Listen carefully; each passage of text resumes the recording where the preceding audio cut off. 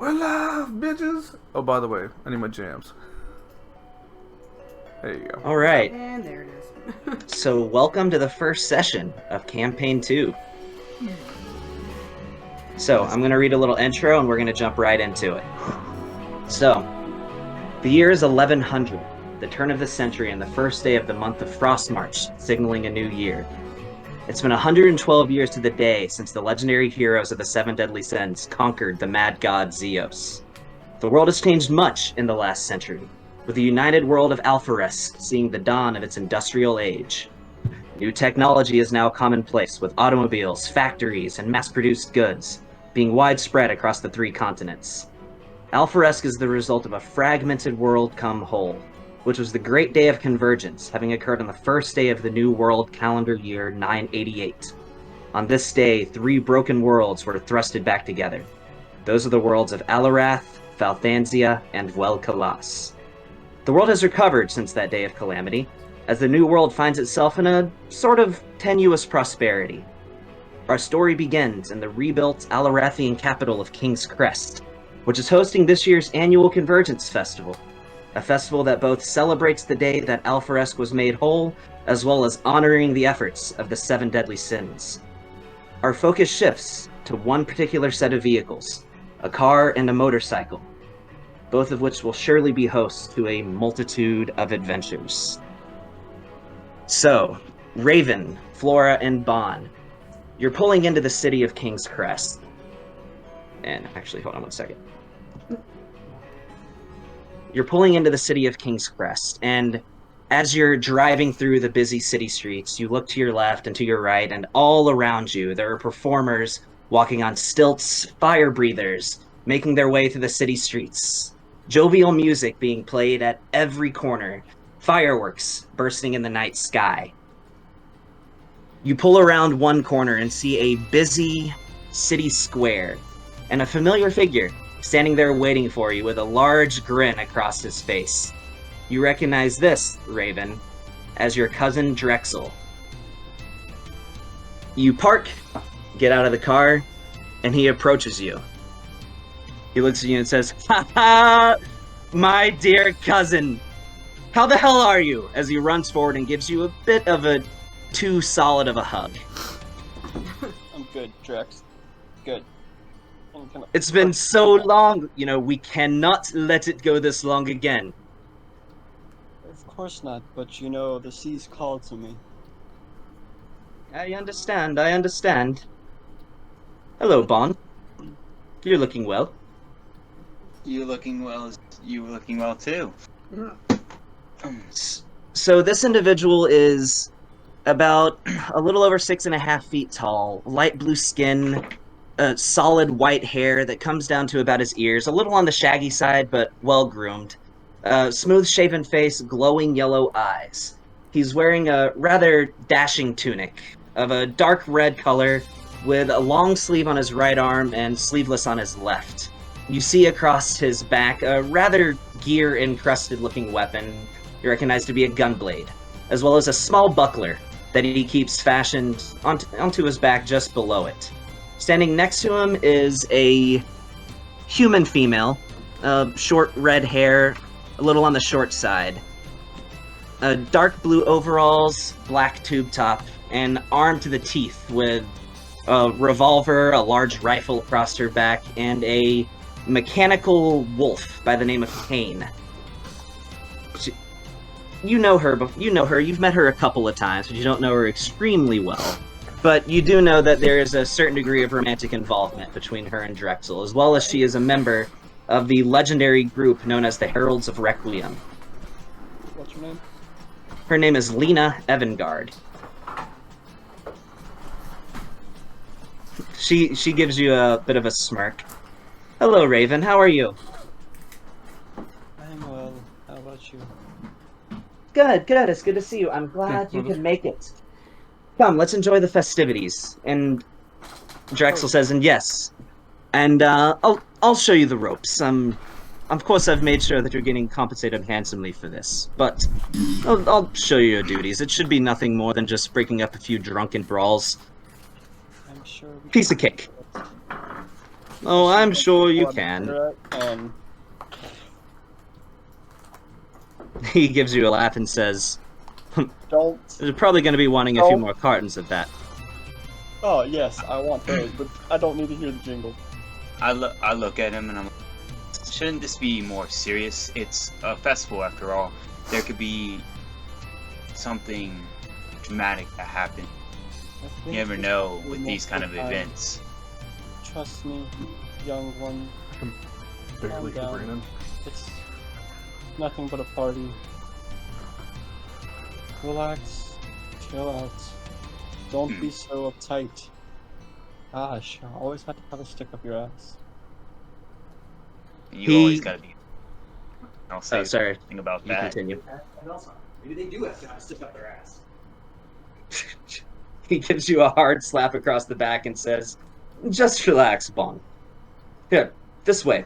And Raven, I have something to show you," as he sort of motions to a rooftop. Okay. As he leads you off from the rest of your companions in a quick walk down an alleyway where it looks like there's a sort of series of boxes that can be used to ascend to the rooftops. Getting stopped along the way, of course, by some adoring fans of his, some teenage girls who ask for his autograph. And... Oh, did you have something you wanted to say? No, she's just kind of going, God damn it. And transitioning to the next group. Molly, what sort of injury did you acquire that brought you to the city to seek out actual medical treatment? You were talking about that yesterday. I have got a heavy laceration on the left upper bicep, like towards the shoulder, so it's really kind of creating a mobility issue. It's annoying. Okay. But I can't just let it sit there and fester, because it's pretty deep. It's probably gonna need some stitches of some kind. I need medical attention. Okay.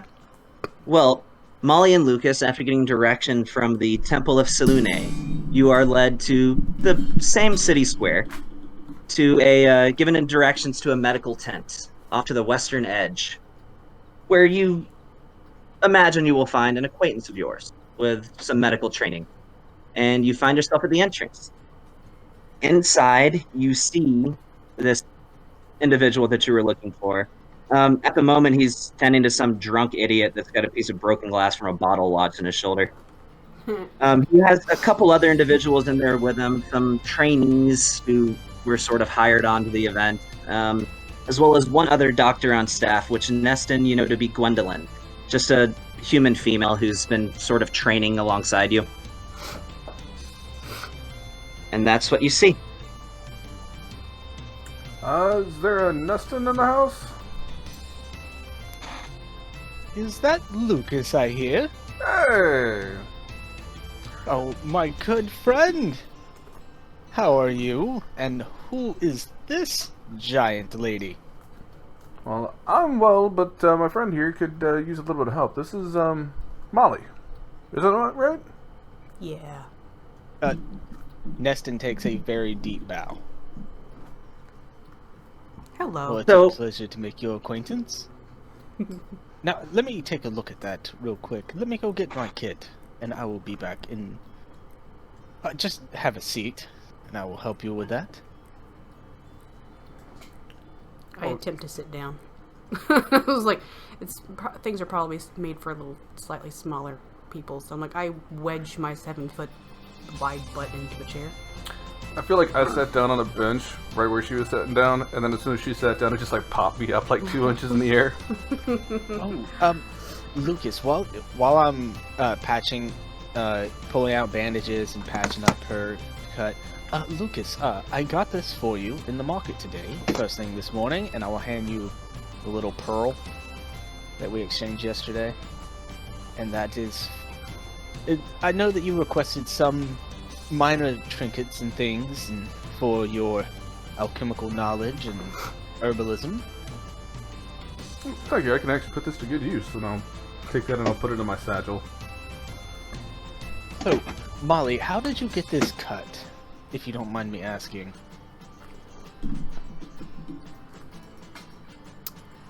I think I got it from a tree. I can't Ah, remember. yes. It's been a long day. Yeah, was it a living tree? Or just a tree that just so happened to be in your way? It is a tree in my way. Oh, yes, they can be they can be quite tricky. You know, there is tales of a forest that moves. Could you imagine you ran into a tree that doesn't move? Could you imagine being in a forest that does move? I can.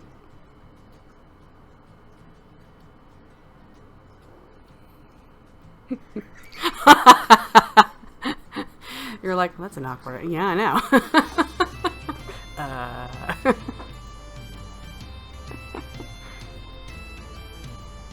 Oh, Lucas, I want...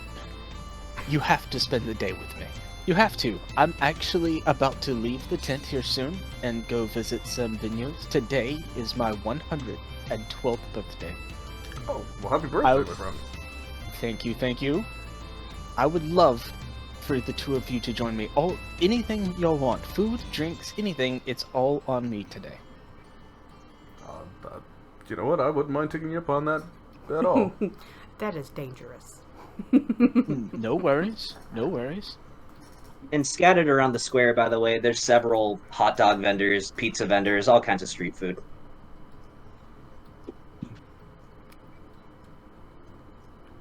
Sweet. So, as you are treating her wounds, you just start to get it stitched up before you sort of start hearing some shouting, and you notice one drunk idiot just kind of punch another drunk idiot in the face. Another one gets bashed across the head with a chair. And the dude who did it just completely runs off, trailed by some guards. And it leaves one guy right in the middle of the square where there's just some music performance of some generic pop star singing a love song on his stage. And this dude is completely bleeding out from his head on the ground in the middle of the square. As one of the trainees looks at you and says, Neston? And just points to the middle of the square. Oh, that is quite unfortunate. You should probably get back. Alright, yeah, I'll go over there. Excuse All me, right. sir. Sir, it seems that you are wounded.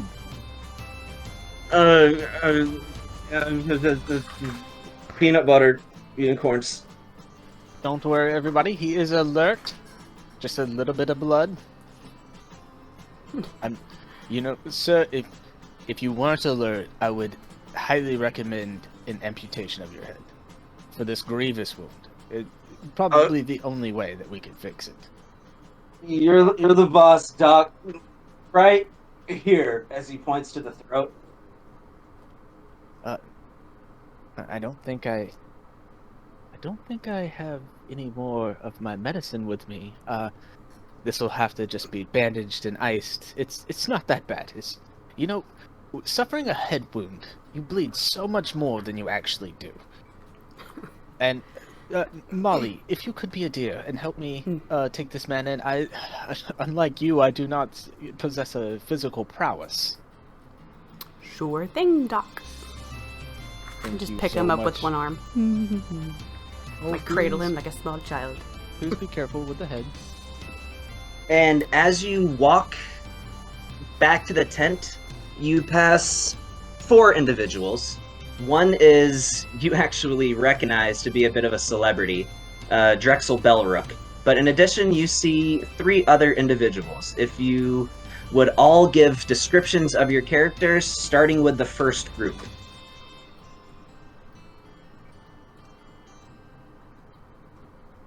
I'll jump at it once. Okay, so you see a cat get off my shirt. Freaking The guy with the cat on his shirt. See a Hey, cat. Have yeah, I it's crawling ever... on my shirt. Okay, keep the sidebar on your side. Sorry. Have I ever met Drexel or this other chick? You know, you haven't met them, but you've seen them in the newspaper. Has he ever come by the temple? No. Whether prayer, worship, healing? It would be like you walking down the street and running into an actual celebrity. You've seen their faces in newspapers, but never actually in... And you recognize them immediately as Drexel Belrook and Lena Evangard, two of the leading members of the Heralds of Requiem. I mean, in all honesty, I don't think that's very important to Neston. If it's not, it's not. Just saying that you know. Has he done any charitable deeds or just fought in the tournament? Oh, he's volunteered extensively with Project Dawnspear to fight against the Vold. Oh, well then, yeah, that's a good thing. I would admire that. So, but yes, if we could go on with character descriptions, please. Alright. So you see in front, well, off to the side, a man with a cloak and a hat. It looks to be half elf, and he is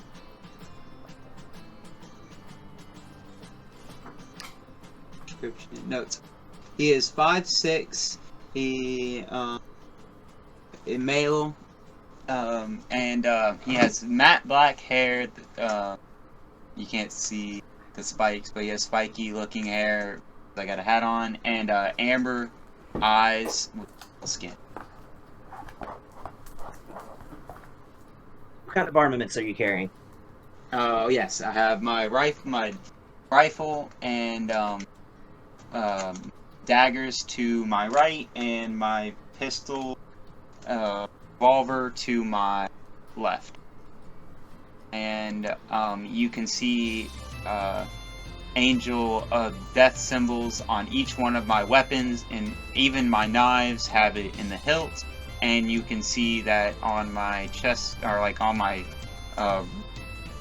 armor or whatever, is the symbol of the dark suns. That's basically. Okay. Alright, Raven, why don't you go? Alright.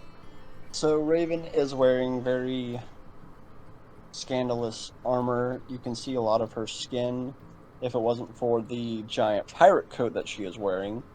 The pirate coat is very regal with inlaid gems.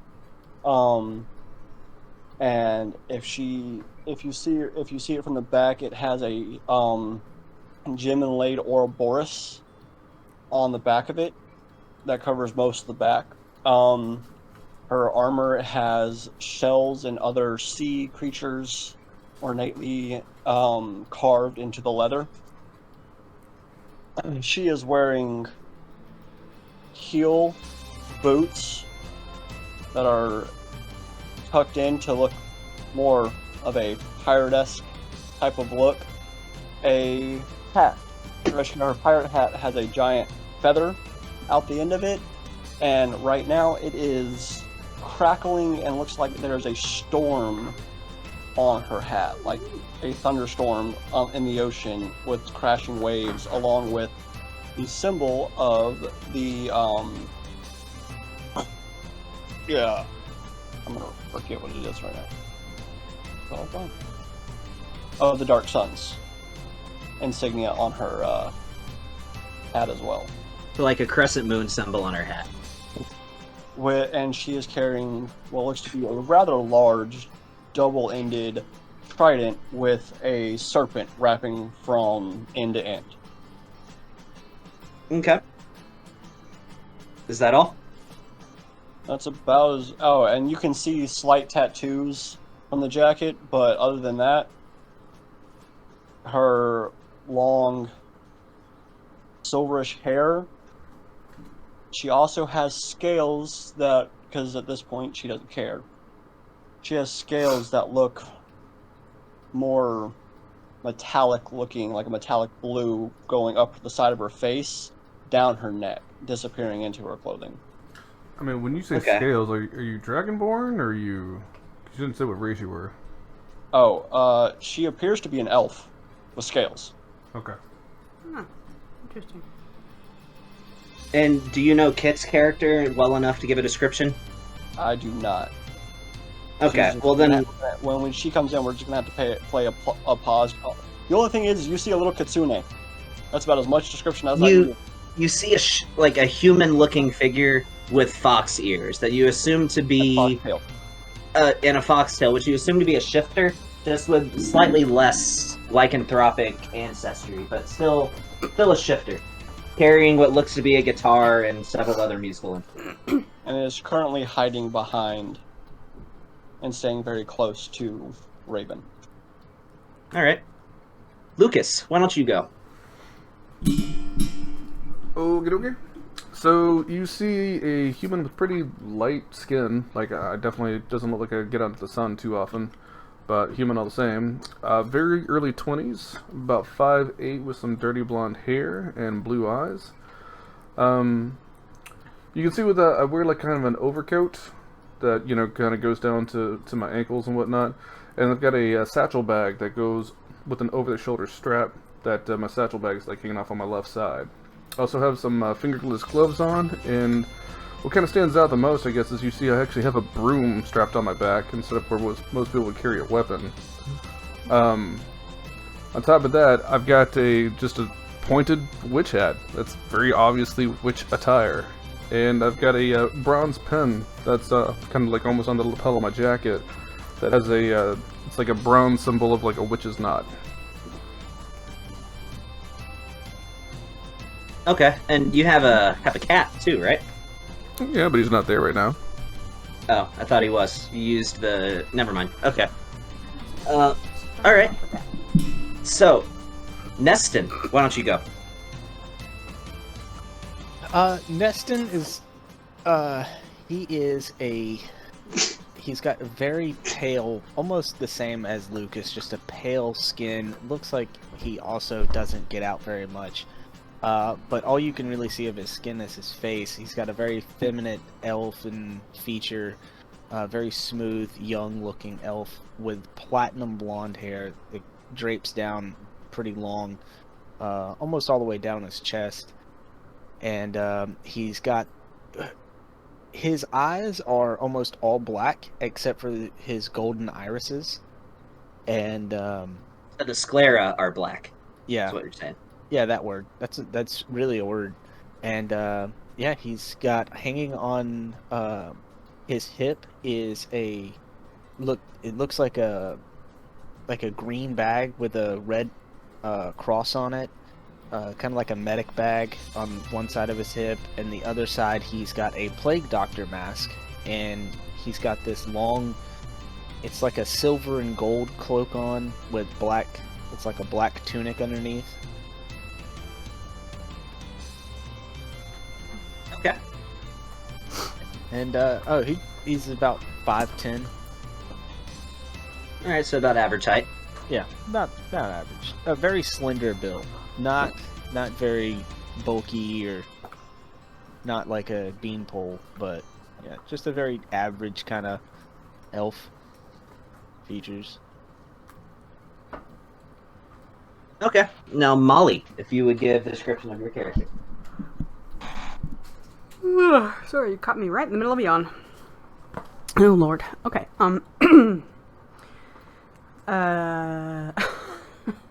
And that's my character. Thanks. No. So, Molly is a giant, in a sense. There's a freaking word for that. Goliath. There it is. I know, it's like, it's good. I just literally squirreled. She is 22. She's got red hair. I guess I'll start talking in first person. I have red hair. Relatively pale. However, tan lines are still a thing on me, however. Roughly 7 feet tall. I'm quite athletically built. I'm built like a brick house, as most Goliaths are. so I don't have any problem picking anything up, as you can tell. Most of my armor, I'm not dressed for the winter, but I do have some fur on. And I currently carry a glaive. Which, for those who aren't aware, is basically, think a short sword, but with a really long pole attached to it. Yeah. It's like a spear with a sword on the end of it instead of a spear point. So what kind of accessory are you holding in your hands right now? Yeah. Currently, right, it's the bear totem, but more so, literally, my character is cradling a dying man. Oh, he's not dying. He's alert. You're right, alert with a head wound, and he's not coherent. He'll be fine. I got some laudanum back in the tent for him. I was like, my accessory is a man Pour with a some head wound. alcohol on his open brain. Oh, there's plenty of booze available at this festival.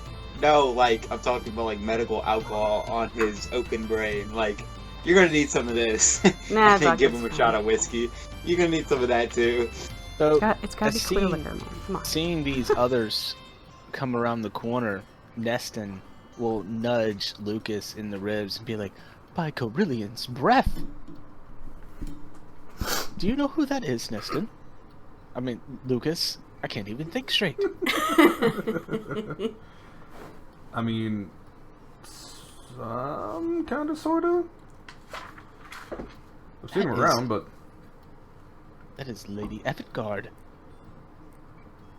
And the other fellow, I guess he works with her too sometimes. Raven's just gonna punch Drex in the shoulder. He just shrugs. As he's rubbing his shoulder, I can't help but have some admirers. I did dethrone New Solidarity, after all. As Lena nudges him and elbows him in the ribs. We, not you, mustn't have a big head. He chuckles and says, I get that from my grandfather. How's your love life? He turns to her with a sly chuckle. I kind of She just laughs and says, "You're a pig. You know that?" I kind of look at Raven and I just like seems to run in the family. Listen, Learned many lessons from my grandfather. That I cannot deny. the 3 women last night was not my fault. It's not my fault. You can't get laid. Everyone. I could get lucky if I wait, what is, how did this coming to having a head to getting laid?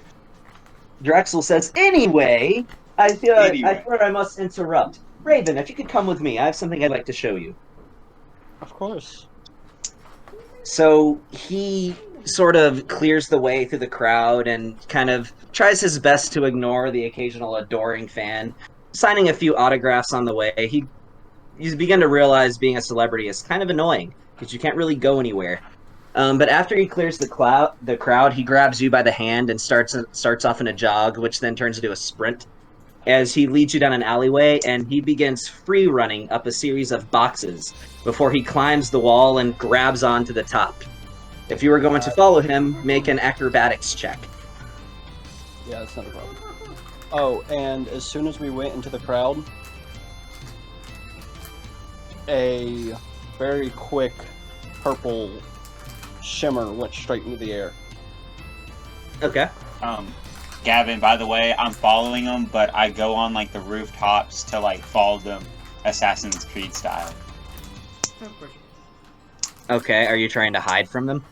Yeah, I'm cloaking. Yeah, well, I'm not trying to hide from much from them. I'm more trying to hide from like everybody else. I don't know why it said non-proficient. My armor. Just roll a static d20 and we'll just calculate it. Oh, fuck, man. What's your bonuses? Um, You get a +7, it looks like. So that's a 12. So you try to follow him and you jump up these series of boxes, and when you get to the top and you leap to grab the rooftop, you fall just short and he reaches down and catches your hand and said, "Mustn't let oneself get rusty," as he pulls you up onto the rooftop.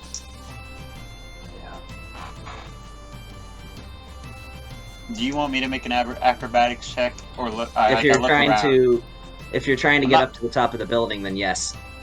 Yeah, fine. That's fine. And I'm cloaked, by the way. I don't know if that counts. Like, I have my hood up. That just means a disadvantage on perception checks to notice you. Okay. But if you're not trying to stay hidden, that's not even a factor. Oh, you... After laughing at Raven for her pathetic attempt, you effortlessly scale the wall, finding little cracked crevices inside the on the tiles of the building, and get yourself up to the top. yeah. That's why I'm the captain and you do what I say. It's your- You know I could very well be captain. I just don't. I just don't. You're too young. I just don't want. Again, too young. So Drexel leads you over to the edge of a roof and sort of sits down with his legs dangling over and just starts talking to you. He says, "You know, I find myself commonly retreating here when I work these. It's refreshing to get away sometimes. It's refreshing to not be amongst a crowd who will immediately notice me, and it's nice. Gives me a bird's eye view and keeps me out of sight." Speaking of bird's eye view, she will loudly whistle. Okay. And so comes the little dragon. And does your dragon have a name? Yeah, I'm trying to find it. Give me a second. Okay, I know I named it. It's just in my backstory. gotcha. He says, Uh, "Hello, little one. Fill me with yourself. Raven, I'm deploying with Project Dawnspear. Again. We leave tomorrow morning." Boy, don't get yourself killed. You know I Aurora won't. is her name. Aurora? Yep. Okay. Says, "I have no plans to get myself killed, and you know this isn't my first roundabout with the project, but I just figured I needed to let you know. You know how dangerous the Vold are. I'm not going to sugarcoat the nature of this mission, but I have to help these people. It's been 112 years since our worlds came together, and we've made little progress against the Vold. Yes, but even after 112 years, we're still new. I know that. But Trust me, my grandfather was still fighting them when he passed in Vegas. I'm aware. So, I know I'm strong. As you know, Drexel to be a rather arrogant individual, but good-hearted none the same. I have the ability to help these people. I know I can, and I can't rest and let these beings' existence continue. I can't. like always, promise me one thing. And what's that? If you get over your head, send word. I will, but I'm not going to drag you into it. It's in my bloodline, I'm already here. I signed another 5-year contract. So while you're having this conversation, you see this generic pop star. She calls herself Starlight or whatever. She sings really generic poppy love songs. It's the kind of thing you can't possibly contemplate how she became famous, but she is, so it is what it is, and she's performing. She finishes up her performance. "Thank you, King's Crest!" All that BS. And it transitions into an interlude. You see a Nearmizer individual approach the stage.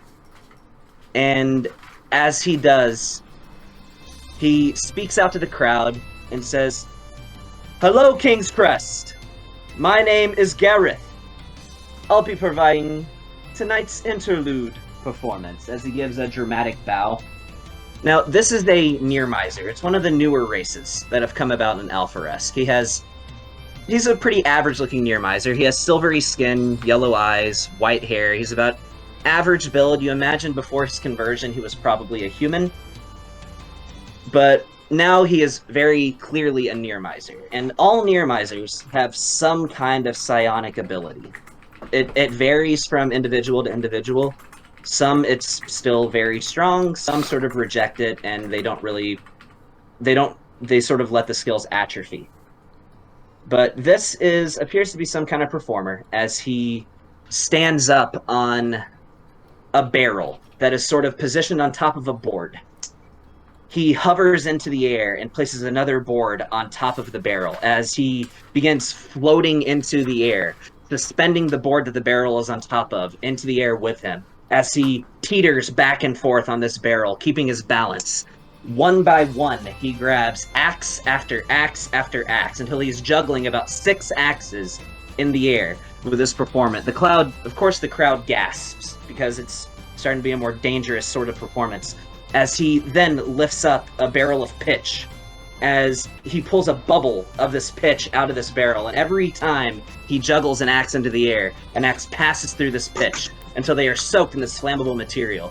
He continues to juggle before he lifts up a torch with his mind, as you see this red bubble of energy encompass this torch before it floats into the air, with each axe just grazing this torch, lighting on fire as he continues this performance. The performance goes on and on before he settles back down to the ground. And ominously, the sky begins to darken as he says, "Thank you all for your attendance here. It has been my absolute pleasure to honor the 7 deadly sins this evening. And now, for my last trick." As he reaches up to his forehead and puts his hand on his inhibitor gem, which every Nearmizer has. It's what keeps them from undergoing psionic consumption. And with one swift movement, he rips it out of his head, blood gushing everywhere. The crowd gasps in shock as he kneels over and just starts screaming with this, as all of you start getting headaches in the crowd, with the psionic energy just leaking everywhere, with these bolts of red energy scattering throughout the entire town square.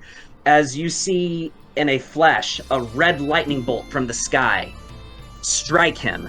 I would ask everybody to make a perception check.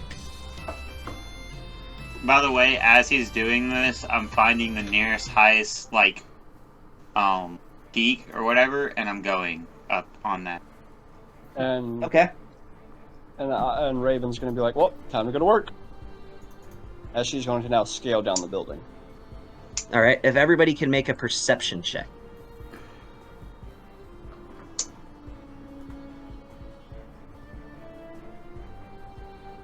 I got you, Sean. Who has not made one? There should be 2 people that haven't.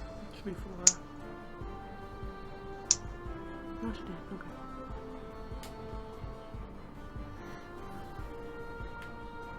Laura? I'll just, since she's not here, I won't have her do it. I'll just, I'll say she notices. So, Bon, Raven, and Neston, you both notice when this flash of red lightning strikes him as he begins undergoing the psionic consumption. You swear you notice a humanoid figure in the lightning. For just a moment, and you wonder if your mind was playing tricks on you. But you see a pair of arms, you see a pair of legs, you see a head. While it's not exactly corporeal, you definitely notice a humanoid shape. And Flora definitely notices too. As he says, as he just shouts into the sky, "Mindwalker, I am yours!" Before reaching his hands out as he grabs 2 cars that are parked off in these parking lots.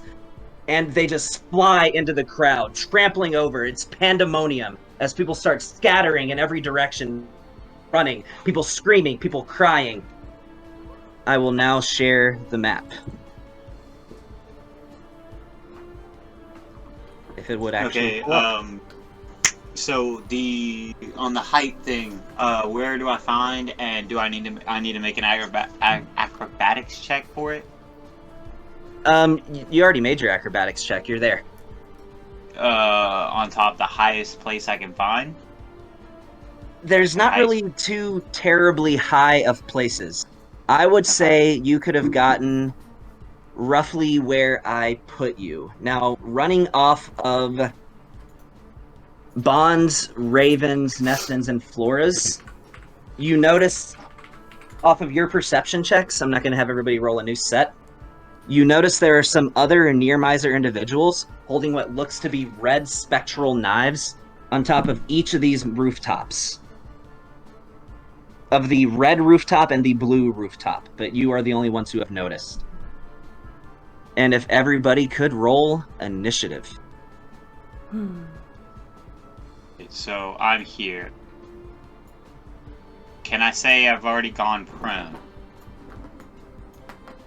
Sure. If you go prone, you will gain a +2 to your attack rolls.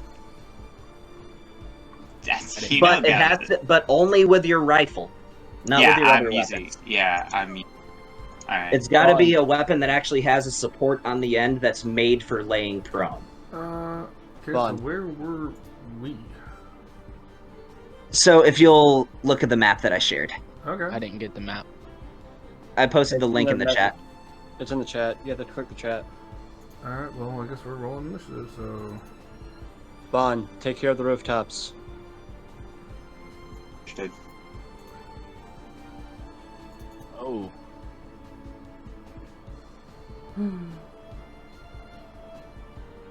You said the green and red rooftop, right? Blue.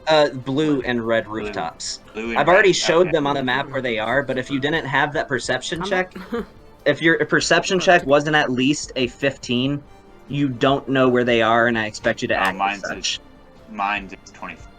You talking to the one that looks like the tents, or the ones that are behind us? We just started. The red and the blue rooftop. No. Yeah. I'm sorry. Oh, yeah. One is directly by you, Vaughn.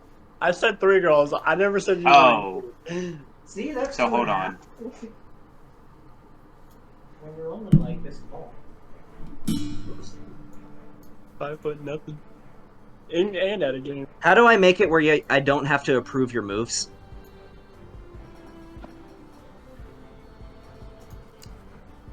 Tony, do you know?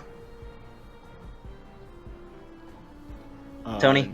You can unlock the tokens. So that rooftop right there, Gavin?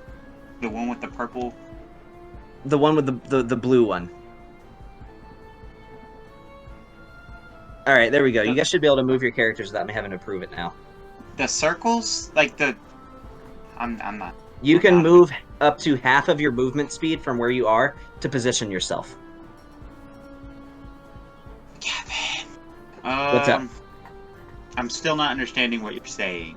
On top of the red rooftop, one on top of the red, and one on top of the blue. They are visible. It should say Nearmizer Soul Knife. Oh. Okay, so the player. How far is the drop? A 20-foot drop. If you want to drop down, I'll have you make an acrobatics check. As long as you roll an 11 or higher, you don't take any damage. Yep, I'm dropping down. I'm pretty... So... I will make that check. And I need you to release Flora because Kit is here. Okay. Hey, Kit! Hi. Welcome. You're in combat. Yeah, I know. I kind of got that update as my fantasy runs past the update. Alright, well, she's a little echoey because she's coming through both her mic and... I haven't... Yeah. Before we get into this, you want to give yourself a character description so we know what it is you look like? It keeps making okay. I see what you're talking about. Oh, great! The rooftop that I'm on top the armor of. that I'm wearing is Amazing. I not- don't know why it is giving you disadvantage on that, but you still rolled plenty high enough. So it's as if you didn't fall at all. You drop to the ground and like parkour roll when you hit the ground, and you're right there behind the guy. It gave him disadvantage because he doesn't have proficiency with the armor that he's wearing. Except he does. Well, then he needs to go in there and add that into his proficiencies under abilities. Come on, Fantasy Grounds, stop lagging. He's getting it. He's like, I don't want this item. This bolt's too big. I keep getting different part numbers. I'm like, dude, No, it says proficiencies, light armor, medium armor, shields. keep ordering the same part. Well, my bolt's only supposed Oh, to be- proficient wasn't checked. Now it is checked. Now you are good. Gotcha. But that was still a perfectly fine roll. You take no damage from this. Alright, so is everybody ready? Yep, this is where I've dropped prone, and I rolled initiative already. I'm good to go. As I'm typing up my character description, since someone doesn't mute themselves. You don't have to type can it up. just- You can you can just tell say us. Did I just say your... What is your character? So Flora is a just above 5 foot Kitsune. I cannot remember what I had her dressed looking like.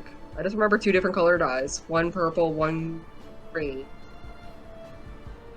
Hair color was... I can't remember half my shit.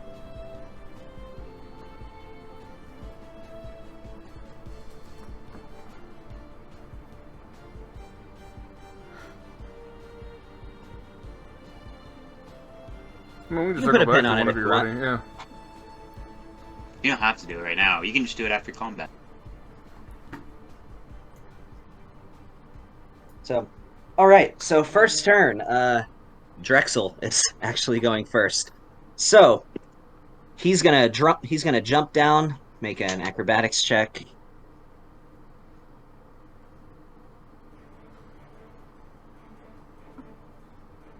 Yeah, that's enough. So it's only as if he fell 6 feet.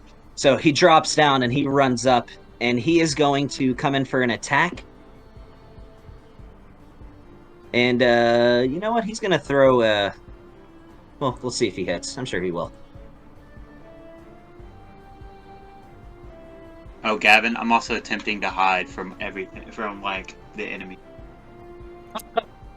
Rolls a nat 1. He sort of stumbles as he hits the ground a little bit, and as he's coming out of the roll, he swings and, looking embarrassed, misses by a long shot. He's going in for another attack. Ooh.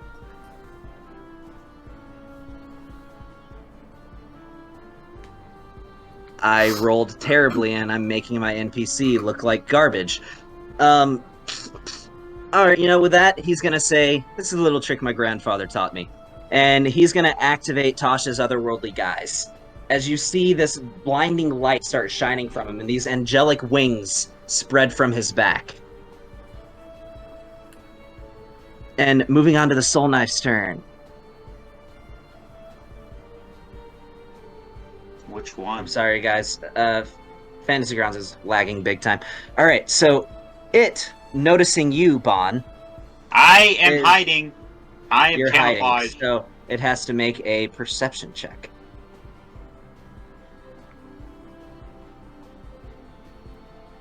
Do I have to make a, A perception check at disadvantage. Yeah, I Yeah. know.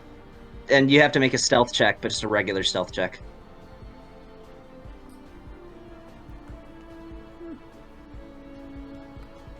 You have a tie. Roll again. Okay. There you go. 19. So he doesn't notice you. So he's gonna throw some soul knives at Neston. Yeah, that's what he's gonna do.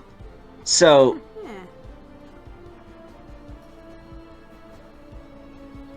as that's a miss, it's just when you notice him, Neston, because you actually had a high enough perception roll that you knew that he was there, so he didn't have advantage.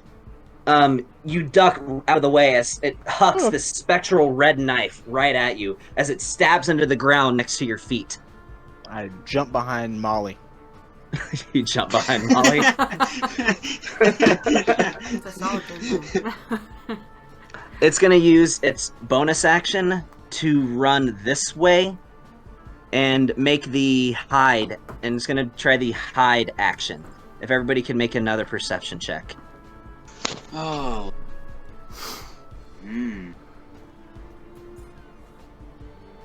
Wait, everybody has to make one?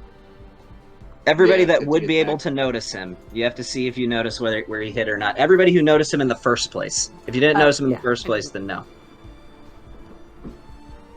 I don't even know if I noticed him in the first place. You did. If you got You a did it. 15 and higher on your perception roll, You got a 14. Wait. So, 14 or- No, to you you got 14, guys, you got him 14. this Oh, guy just I got 12. completely vanishes. No, you get a 15 on the left. No, that's your initiative. Never mind. I don't Wait, hold up. I rolled a 22. It wasn't high enough. What the shit? There's no way. Okay then. Remember All what? right. Remember what people have said Yeah. about rogues? That it's very Yeah. difficult to roll higher on perception than they roll on stealth. Yeah. Okay. Yeah. All right. So moving on from that turn, Raven, it is your go.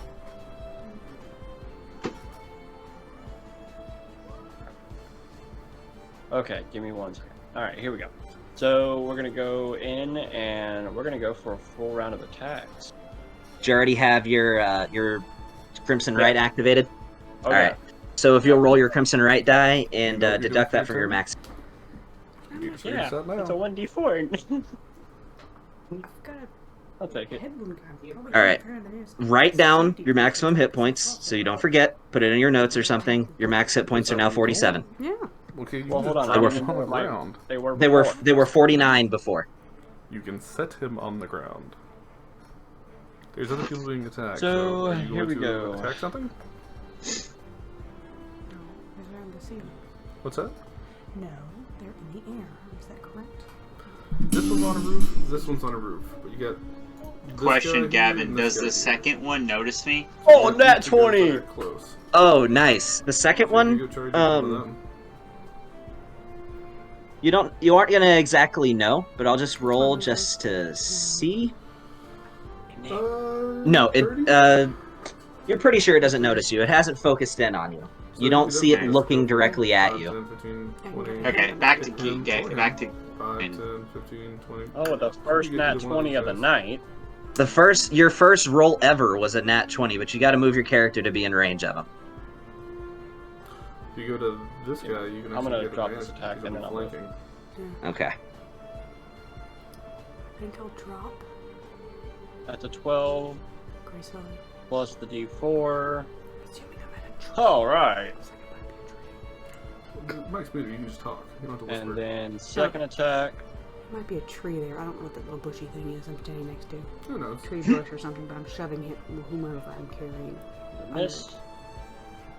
And then And I'm beeline Bonus for the action. advantage. Psychotics performed. Okay.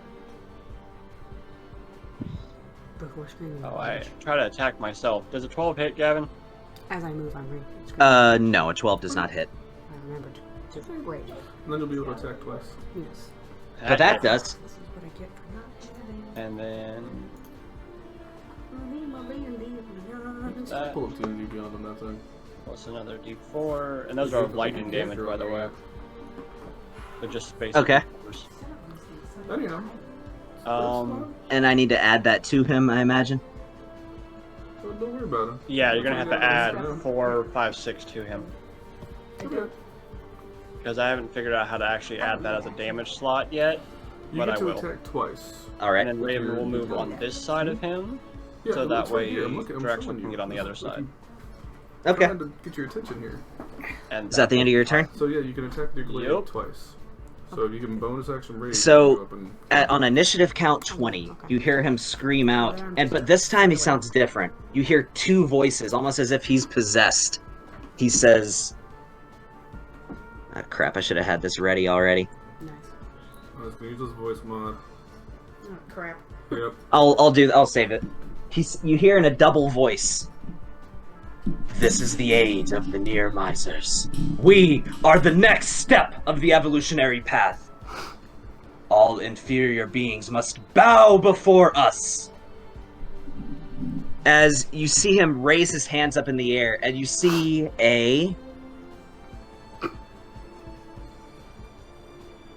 I'm sorry, guys. Fantasy Grounds is lagging like hell.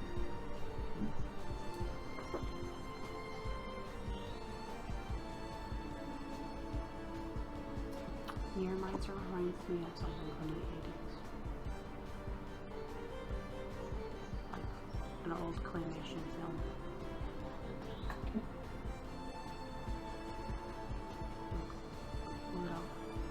Let's roll an actual dice. As you see him grab with his telekinetic ability this giant truck parked off to the side in one of the parking lots, and as he is going to throw it at.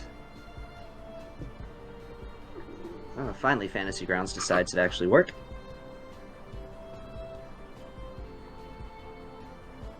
At you, Raven. As you look and you see this giant truck hurtling towards you, I need you to make a dexterity saving throw. That'll be easy.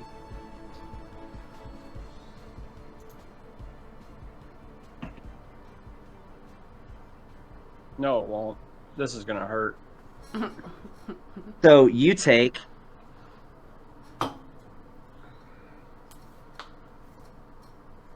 Oh, that is gonna hurt.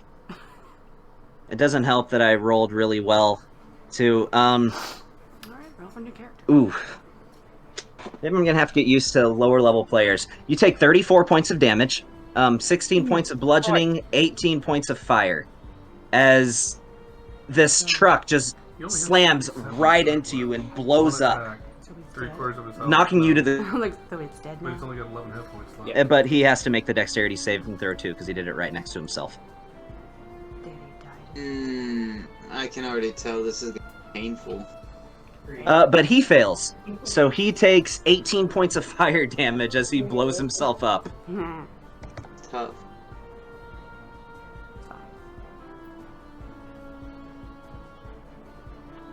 And that was just the lair action. It is now the Psionic Performer's turn. So, the Psionic Performer turns to Player actions in the first combat. Flora. I don't know. I need you to make a strength saving throw. I think he's used to fighting at level 10 and above. I guess. I feel like we're gonna get tossed like ragdolls. Oh, that was a Coming damn out good with roll. an 18.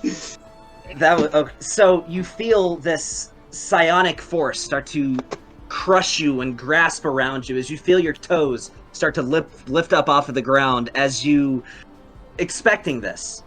You manage to force your way through this bubble of psionic energy to the edge of it before you duck out, roll against the ground, breaking free of his psionic grasp.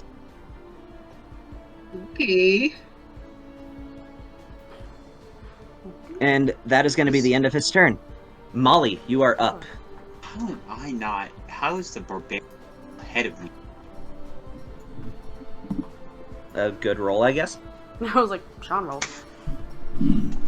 Huh. Okay. Molly would like to rage. Actually, first, Molly's going to. What is the giant, weird, red thing? Is it a tree or a bush? That is a tree. Okay. I place the head wound guy. Toss gently. I don't yeet him entirely, but it's just like priorities. I'll consider that your interact, so you're still fine. You got the rest of your turn. Bloop. I just kind of bloop him there. I use him as like an object and I just toss him towards him. No, I'm just kidding. Football. Molly is going to rage and haul as close as I can to the psionic performer. Okay. And you have advantage because you are flanking. I am flanking, and I will attack twice with my glaive. Remember, you can do that from 10 feet if you want to. Nah, it's not. Oh, but then you wouldn't have advantage. So yeah, I was got like, you. I'm Okay. hello, barbarian. Rar. Oh yeah, that's a hit. Rar. Oh. Oh, yeah, that's cool. Oh, I like that. That's pretty good. Punch, yeah, for sure. Yeah, okay. I'm like, it's Hit him again. Yeah. Good ears.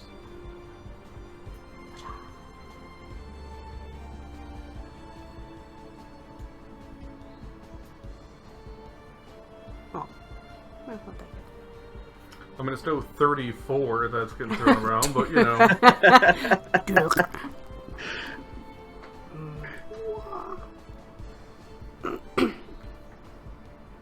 I just start, I just start yelling, "Bad kitty!" Not nice.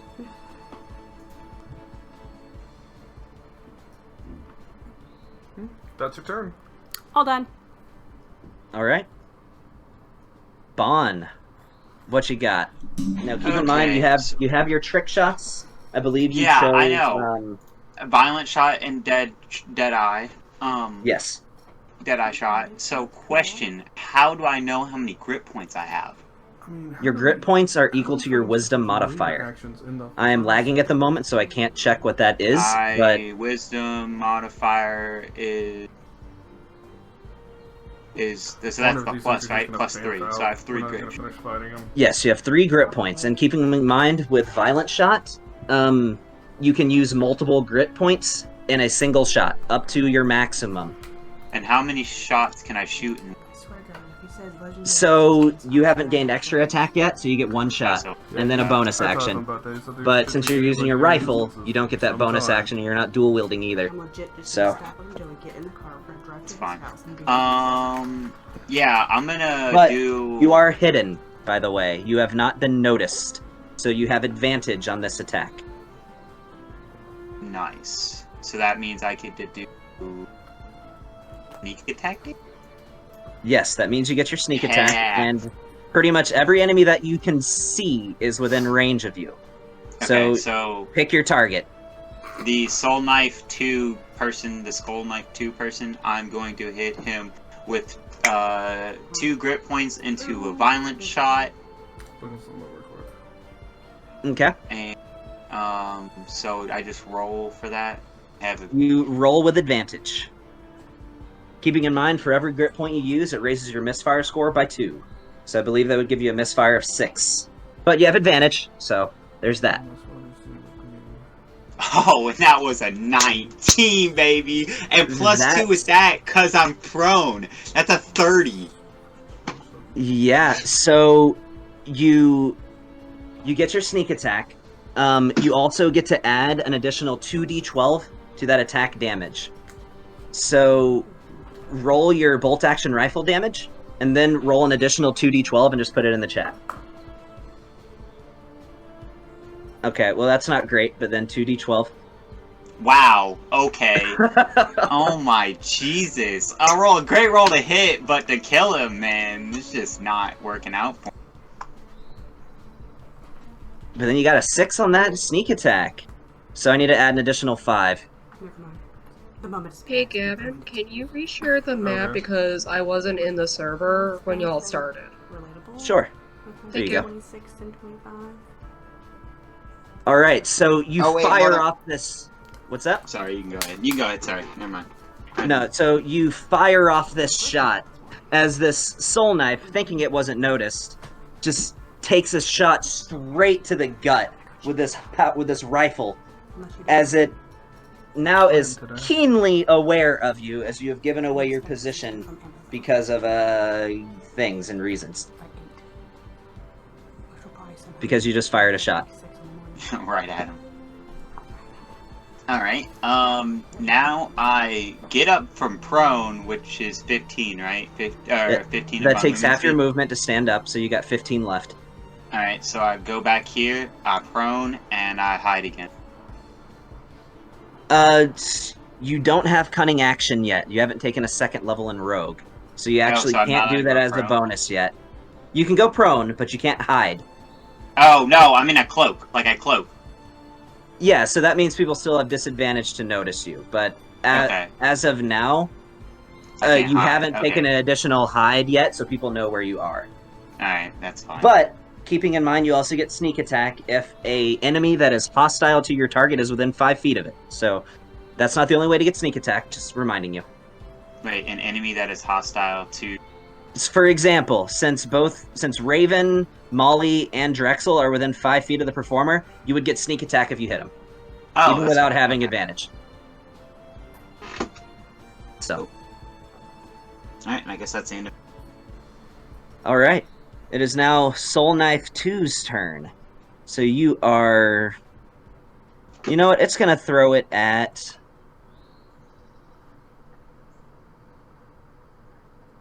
I swear it's just the dice rolls, man. It's going to throw a knife at Raven. Oh my...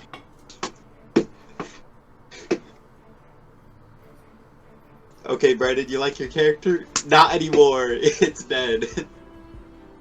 That's a hit. If he TPKs us, I'm gonna be so mad. So you take... TPK cowards that run away. 8 points of damage plus...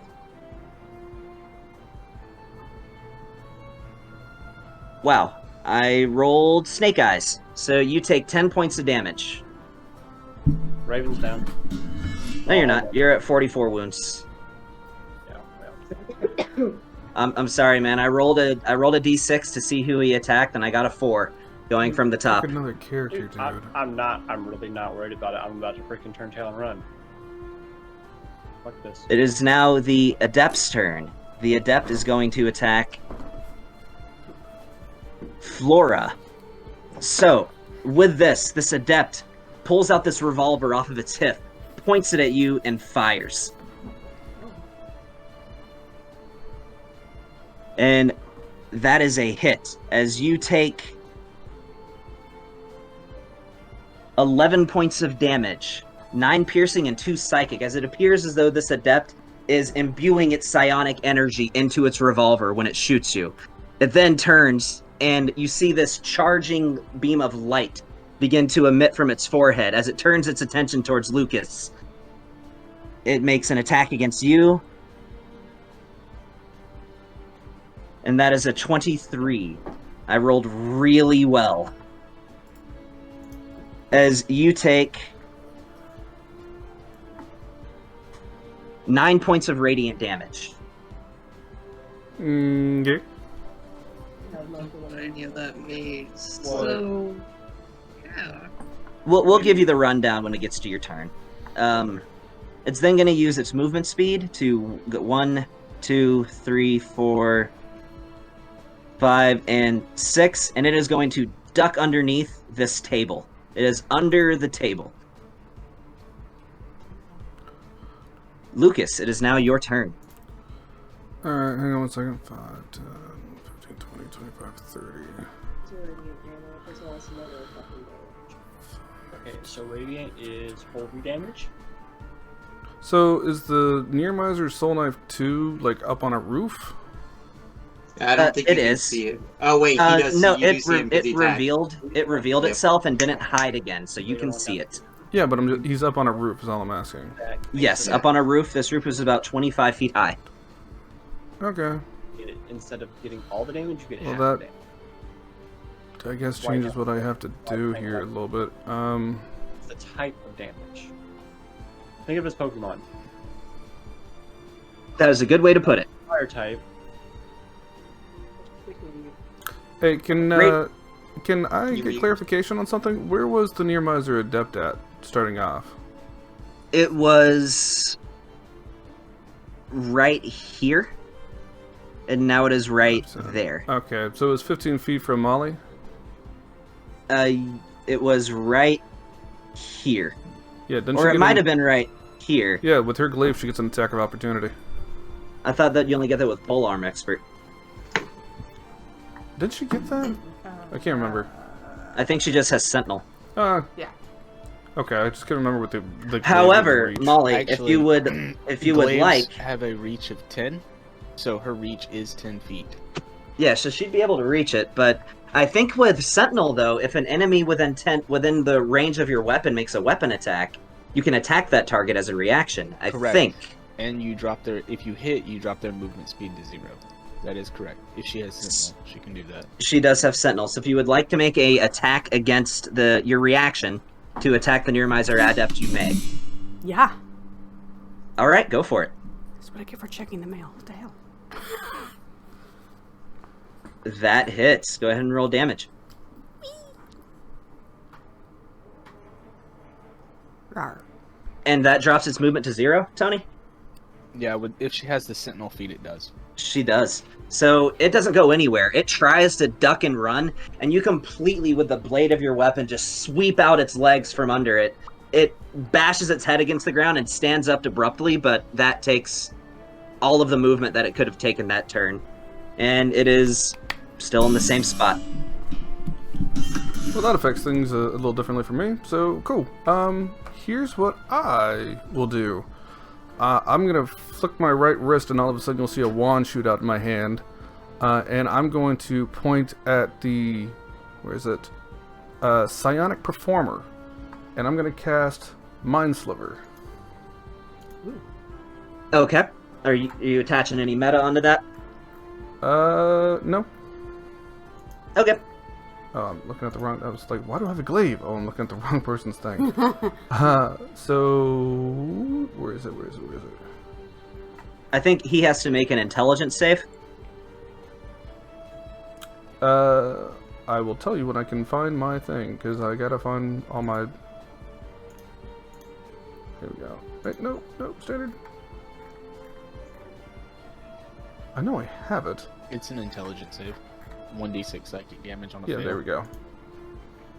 Alright, so I have an actual physical dice with me that I'm going to roll whenever Fantasy Grounds is lagging. Not mending. So that is a 12 on that intelligence save. That's a fail. So he takes 1d6 of psychic damage, which I'm sure. Hey, it's a 6. Nice. Which I'm sure he's resistant to. But he also has to subtract a 1d4 from his next saving throw before the end of my next turn. Okay. Then I'm going to quicken a spell,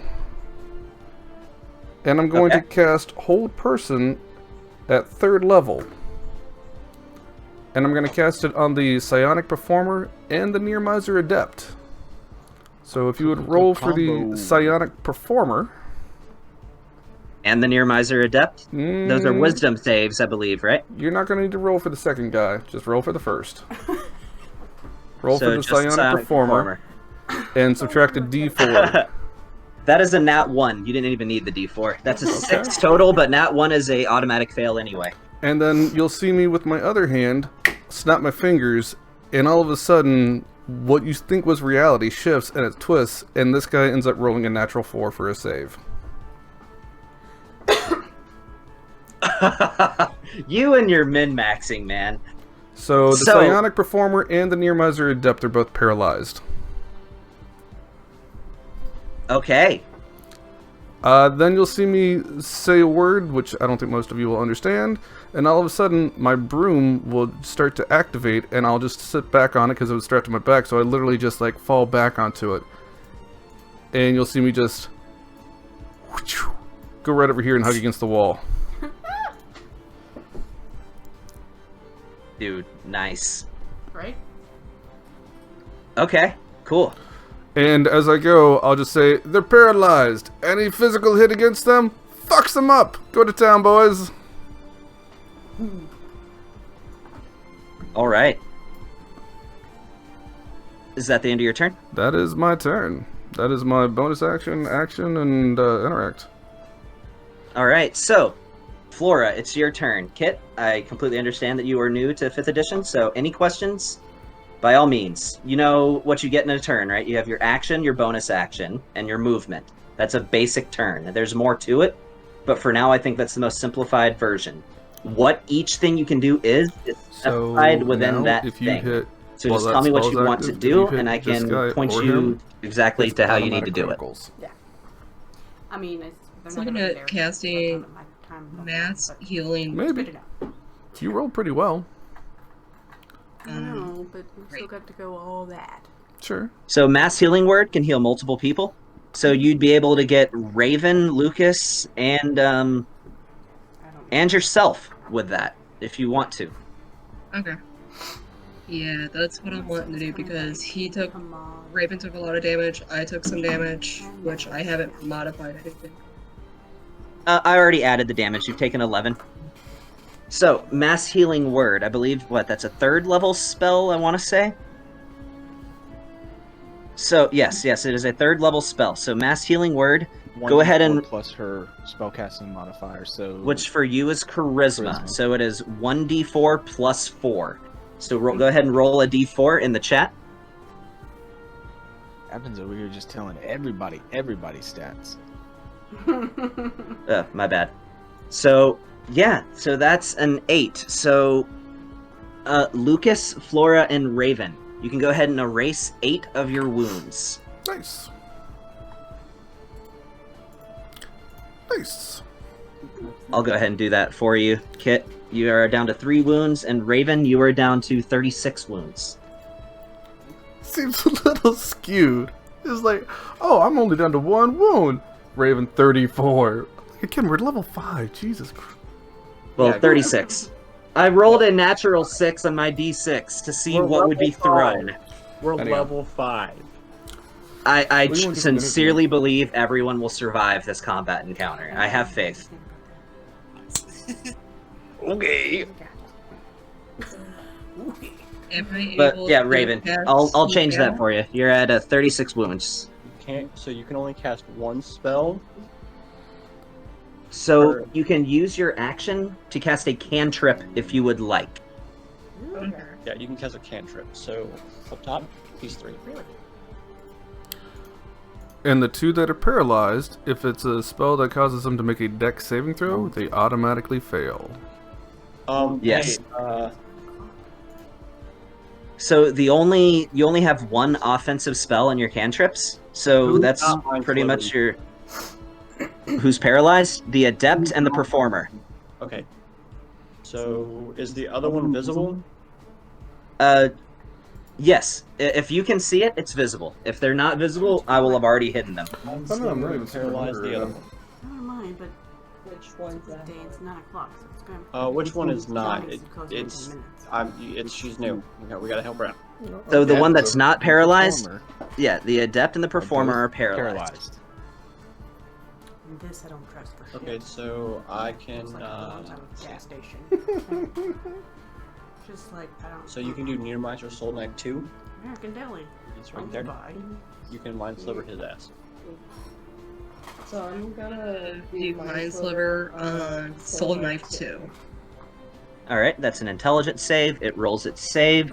That is an 8. That is a failure. So, what for your Mind Sliver, since you are level 5, the damage should have been upgraded. I will do that for you now. It does 2d6. Oh, I already rolled it. It already failed. So I've already updated the damage for your Mind Sliver. If you want to roll that damage, and you can drag it directly on top of the token, or you can roll it in the chat, and I'll add it manually. It's up to you. Whatever's easier for you. Get back at chips. I'm trying to show you fish holes. He's not helping.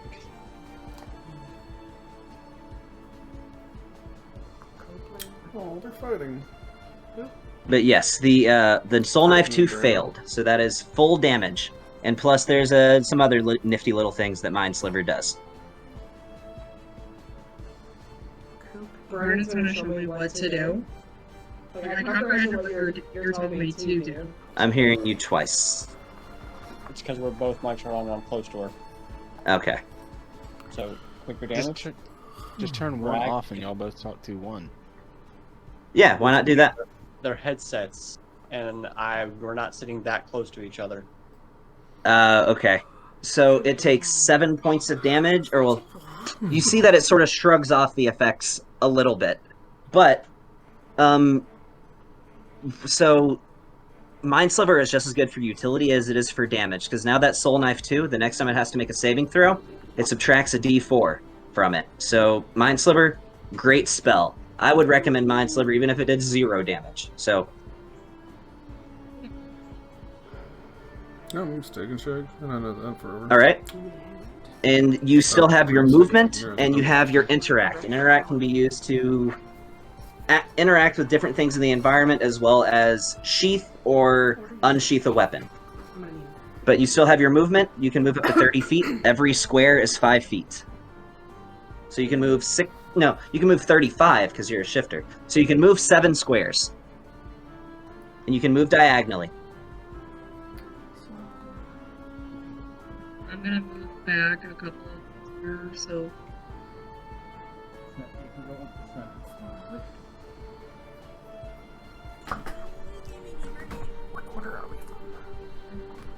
Right now we're here. Okay. So you got Nesta and all these other people. and I was before I come actually to you. going to pull up my hand cannon. This dude will get to go. Who's like You're gonna pull out the hidden hand over cannon? here somewhere. Yeah. But this dude You is can do that with your interact, so you can stunned, so he can't do draw that jack. into your hand. Along with the other cannon. Okay. Yeah, but at the end of this turn, he can try and make a saving throw. Alright. Is that the end of your turn? Yep. Just trying to figure out- Alright, Neston. What we doing?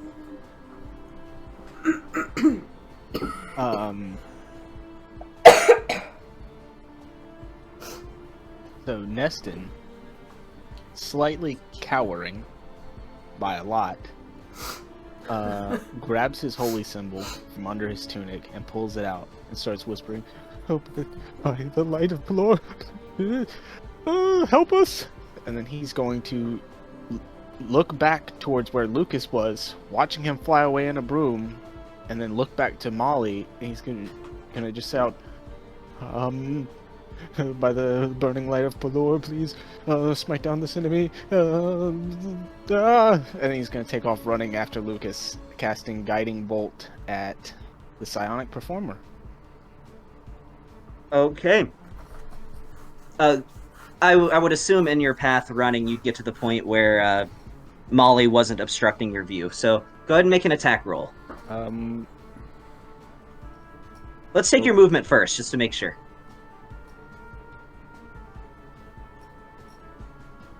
So that's 20 feet. Yep. So you got 2 more squares? Yeah, you can go ahead and make your attack. Okay. And this is gonna be at 3rd level. Okay.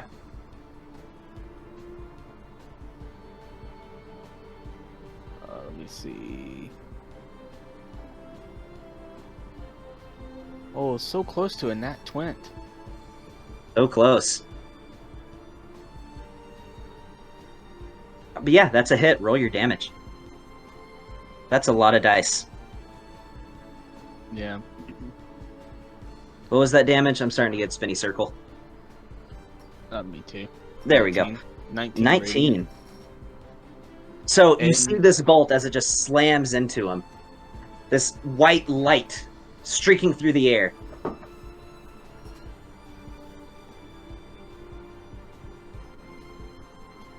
Yeah, and I'm just taking off that way.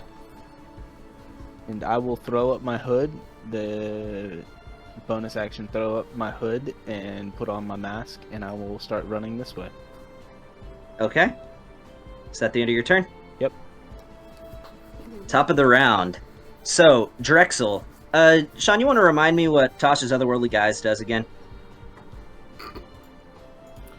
I Two mean, a bonus to ton of AC. stuff for.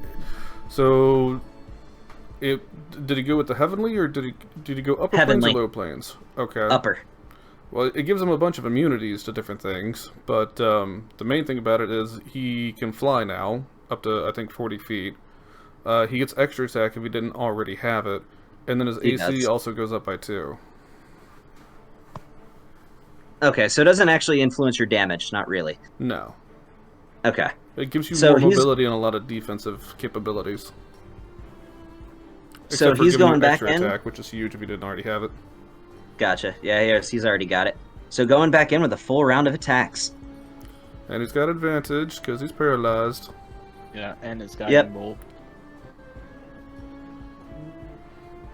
Regardless, that's a hit. No criticals, but that's a hit. They're So- all criticals because he's paralyzed. It's a critical? If he's paralyzed within and he 5 gets hit feet. by a melee attack, it's auto crits. Yeah.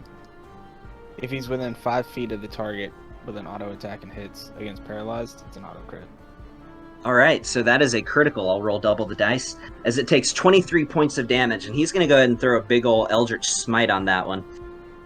Which I believe is going to be 12d8 in this instance. Am I right on that? Is that 12d8? Yep. It depends on what spell thing that he's using right now. He's using Eldritch Smite. Yeah, it uses a spell slot. It goes up depending on what kind of spell slots he has. Yeah, At we don't- 5th A level, fifth. it's 68. It's a fifth. Then yeah. If it's Yeah. 5th level, then yeah. Then it would be 12d8.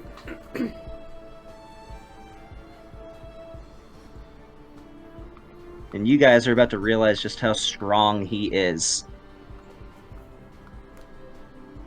Why didn't it... Oh, I mean, okay. They only played with Shiziki for like 3 years, who did this all the time. As it takes Yeah, I'm an gonna say additional it's around 100. 53 points of force damage. And on top of that, he's going to activate his bonus action with his gunblade to fire a bullet into him as he hits.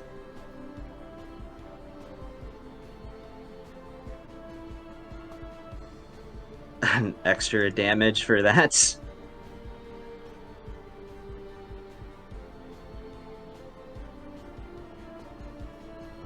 Plus a d6. Additional 4. Oh my god. As he then takes an additional 53 points of damage, exceeding his hit points by 38. As you see him cleave through this performer, firing a bolt through his chest that explodes out of the other side, as this dude goes down on a knee. He still has a second attack. He doesn't need it. No, but he can move and go attack something else. Yeah, he's going to. He's going to run over here, and he's gonna... He already used his bonus, so he's gonna do the same thing again. Still has advantage And- because that guy's paralyzed. Yep.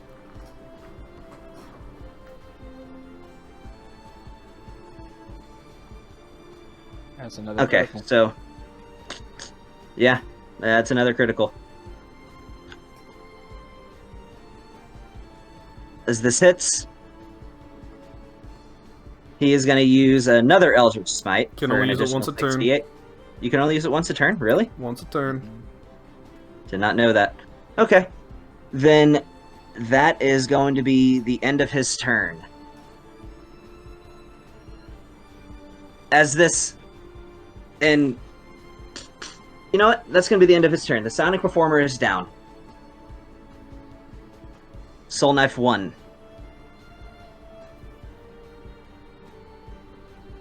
I'm lagging again. I'm sorry, guys. I don't know why it's doing this tonight.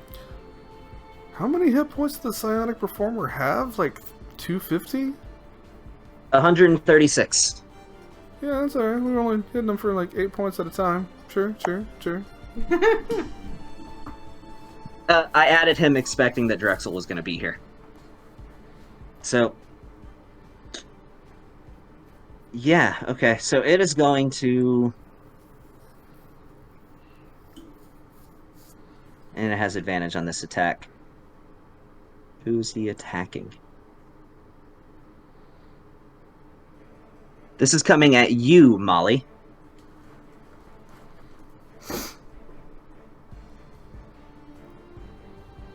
As that's a hit, when suddenly you feel this burning feeling in your back as the spectral blade lodges into it. As you take 6 points of psychic damage, and for One thing sneak that you're not attack, resistant to. Yeah. It's not you take an additional 7 points of psychic damage for a total of 13 wounds. As you feel this Oh, knife psychic. stick into your back. and he is now visible. And it's going to use its bonus action to make another attack at...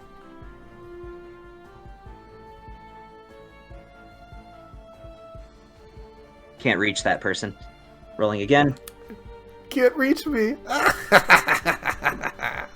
It's going to make an attack at Flora as it turns to you and flings this red spectral knife through the air.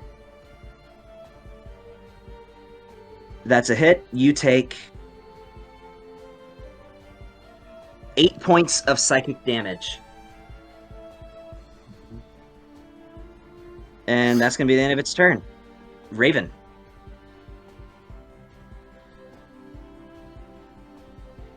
All right. Let's see here. What am I gonna? Yeet.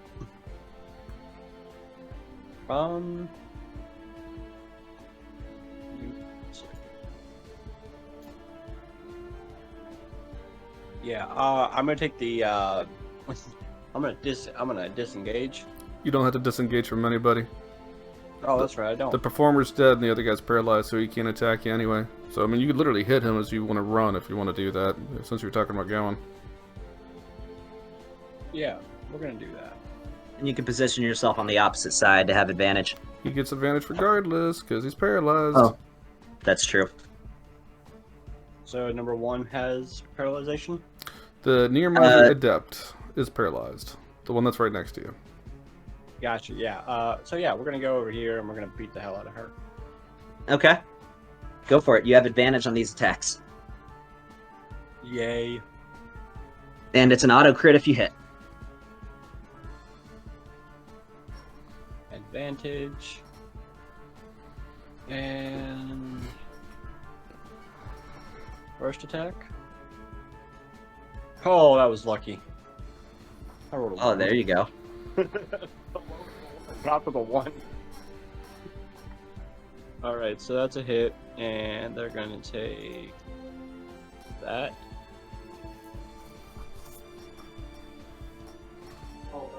So it's 22 because it's a crit.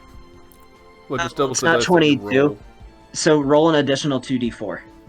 But not from your... Just roll the actual dice themselves in the chat, and I'll add it manually. Okay.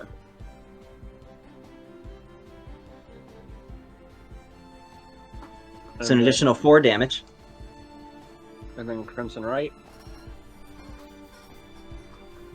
So an additional 4 as well. And then... If you Crimson Right is the dice that you roll for that, then you also double that. So roll another d4. It's any dice that you would roll for your attack, the number dice gets doubled whenever it's a crit. So that's an additional 1. That would be the number of hit points. How do you want to do this?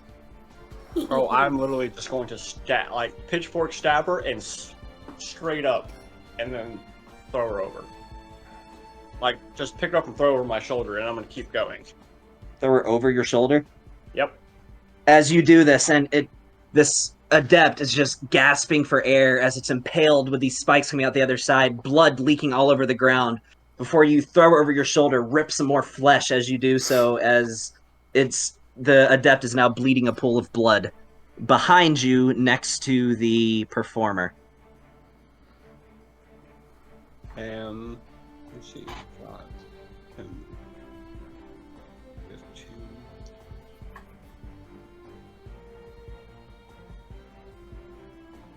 And I'm gonna go over here. All right. And don't you still have your bonus? I still have my second action. Or your second attack? Yes, you do. Yeah, my second attack. So attack. That's a hit. Take some of this. And then it's gonna take this. And then bonus action. Oh, wait. You just attacked yourself twice. So let me give you your hit points back. Let me remove the unconscious because you did 11 damage to yourself. Stop hitting yourself. Stop hitting yourself. Aw. So close as it ducks out of the way of this second of this second strike as you narrowly miss it. Yep, that's it. That's my All right. Molly.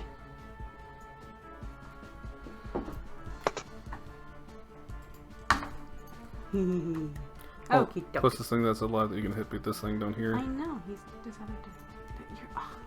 The only downside of You- your computer is that all the icons are too tiny. It'll take you 25 feet of your movement to reach Soul Knife 1, but you can get there. Sweet, I'm not blind anymore. That, and if you want to get right there, you'll have advantage. True. Because you'll be flanking. And Bo, I know he's gone. He's just up on a roof. But yeah, this Not guy's that guy. this guy's dead. Psychomic. Yeah, and the other one. One in front of me? Yeah, all the other guys over here are dead. It's just this No, guy and this okay. guy are Look the at only ones corpses. left. Cool. Yep. Yeah, I'm gonna go. Where you going? Where you want to go? He's on the roof, so I can't really get to that one. Nah, probably not. No, let's go at the bottom one over here. I'm not. You want to go right here and do the flanking thing? I'd like to go up one. That would take all of your movement, but you can get there. I'd like to get there. Well, if you do, you won't be flanking, so you don't have advantage on the attack. So want to Not go there? Flanking. Because you have to be on opposite sides of them. Oh. You can stay here if you want to. Nah, that's fine. I'll flank. Okay. I want my double movement. You have advantage on the attack. Yay! Well, attacks. Yeah. I'm gonna do my usual. Do I have? Oh, are you rolling your rage damage, by the way? Because you do additional damage while raging. You know what? No, I don't think we ever did that because I don't even know what it is. Whoopsters. So let's just go and In start. retrospect. let's. I'll be looking it up while you're doing that. Okay. Okay. Hits, and then gotta do. Yeah. So you deal an additional +2 damage to all attack rolls while raging. So that Alright. 14 becomes a 16. There you go. And another attack. Plus another 2. Oh, almost a natural 20.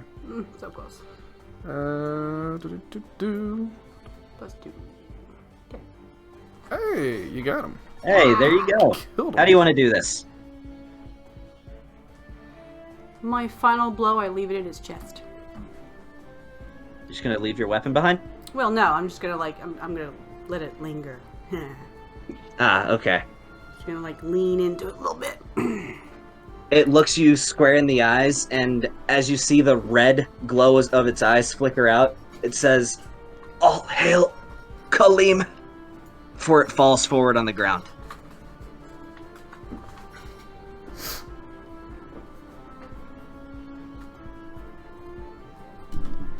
My character goes, "Who's Kaleem?" Hope she was worth it. I don't think you have a bonus action that you can use anything for, do you? No, I'm good. Alright. I'm gonna sit there and ponder seriously, who the hell's Kaleem? Bonus action, contemplate. Yay! Alright, Bond, it is your turn. Alright, I'm gonna use my last grit point. I'm gonna use my last grit point with Deadeye Shot. Great choice. So with that build, you can essentially use that Deadeye shot to just give yourself automatic sneak attack if you hit. So Here. And +2 to that. I'm perfect. so that's an 18. Yeah, that hits. I Alright. just wanted to remind you of It's that. Fucking damage die! Roll something!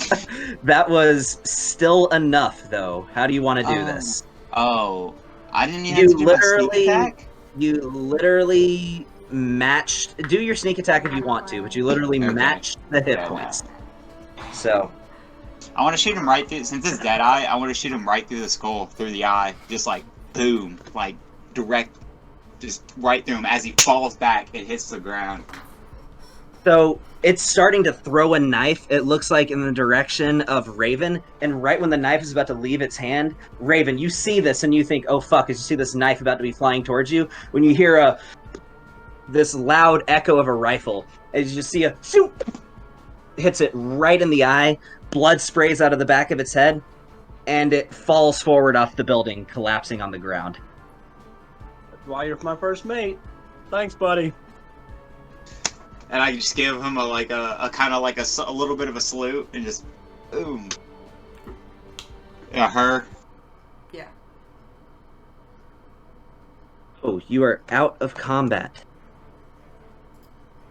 Mike's on. And as you listen to the surrounding environment of the city, you can tell that this is going on in other locations. Drexel says to the rest of you, the rest of the heralds are on it.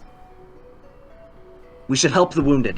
As Neston, you look around and see your absolute nightmare as a doctor, and see a multitude of injured individuals, people who are missing legs, people who are bleeding out on the ground, people whose entire pelvises are crushed, as all of the people that were with you in that tent are scrambling, trying to drag the wounded off to help them, patch them up. As you look to the stage, though, Neston, and you see this individual that you thought was dead, this performer, as he looks up, and you recognize this. He is undergoing sonic consumption, and he is about to erupt. He is about to detonate. Do you want to make a medicine check, or do you know what to do?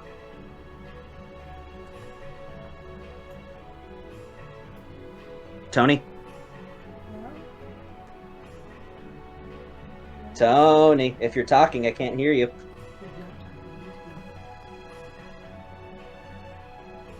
Tony! That is because I was muted. Ah, okay. Yeah. So you see this about to happen as this red swirling energy is circling around his body as he's just looking up into the air with this red light pouring from his eyes and mouth as he just screams in agony as he has removed his inhibitor gem and is going through the psionic detonation process. I mean, I can't just give him an IV right now, so... Make a medicine check. Hold still. Just duct tape the gem back in there. Make it where you can't take it out. I mean, it doesn't say in the book where, like, if there was something I could do in an emergency situation. Make a medicine check. That's why I'm letting you make a medicine check. Ooh. Should make a MacGyver. He needs holy water and silver in his veins yesterday. Yeah, so how am I gonna do anything right now? You tell me, are you gonna try or no? I don't have... How much... I don't have a quarter gallon of holy water and 150 milligrams of silver, so... It's in the tent. There's no tent near me. There is a tent up to the top right, the one that looks like it has a tree on it. That's your medical tent. Oh, then why did I start way down here in the middle of the courtyard? Because you were helping somebody. And this Oh. happened while you were out in the courtyard.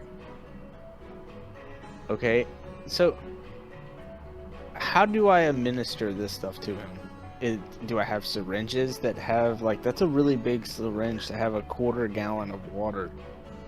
It doesn't need to be that much immediately to stop the process. You have these syringes already prepared. If you're gonna try, then it's gonna be a dexterity-based medicine check. If you're not gonna try, then he's just gonna explode. How big is the explosions normally? A couple 100 feet. Yeah, what could it hurt? I'll do a medicine dexterity check. So that's plus 3. Give me a for dexterity check Well, plus your proficiency bonus. I was gonna say, if I see him doing this, I'm gonna go try and help him out. So if I can assist, I will. I will provide myself with guidance. Okay, and you can absolutely assist. I have no idea what guidance does, but I have a cantrip. It's happening. You give yourself an extra so- D4. Yeah.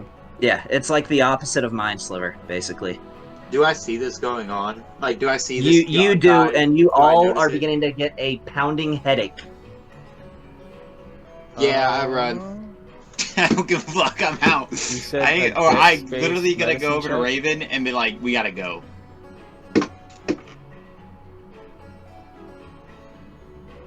Did I have advantage on that or no?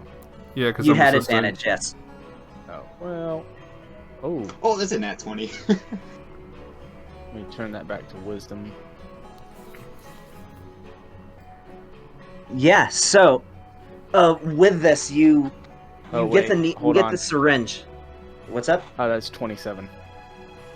There you go. So you get the syringe in his arm, and you push the plunger, just hoping to God you manage to find that vein. Your hand is shaking, but you manage to do it, and with that, he collapses forward. He is not dead. He is unconscious.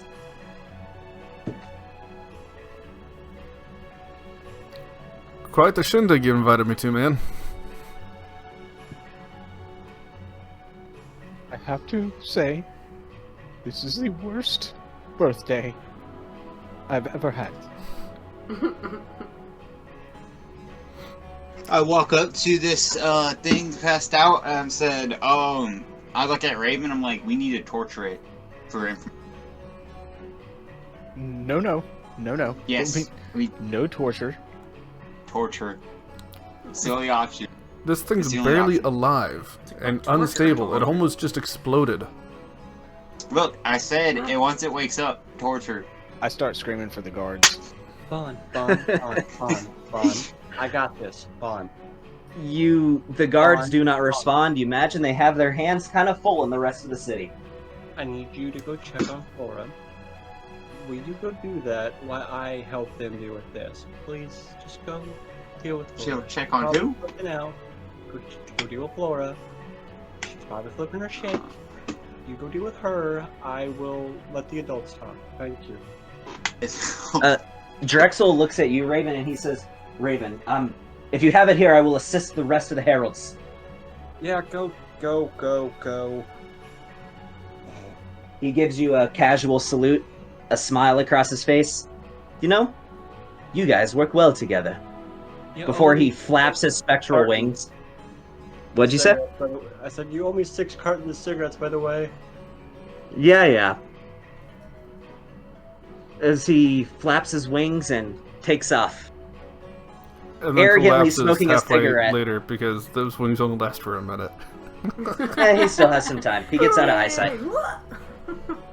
Arrogantly lighting up a cigarette as he flies away.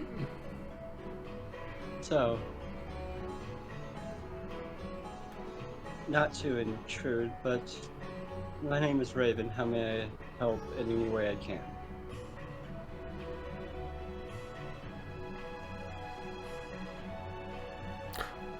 This is really kind of Neston's thing. I How do a many bit of a people are magical and around us right alchemical, now? but not really healing.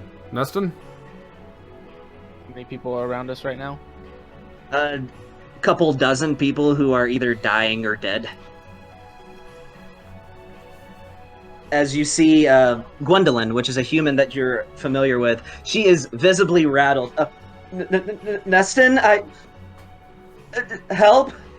As she is, you see her knelt over a dying man who's just face pale, bleeding out of his neck. As you see a shard of metal from shrapnel from an exploding vehicle that's stuck in his neck.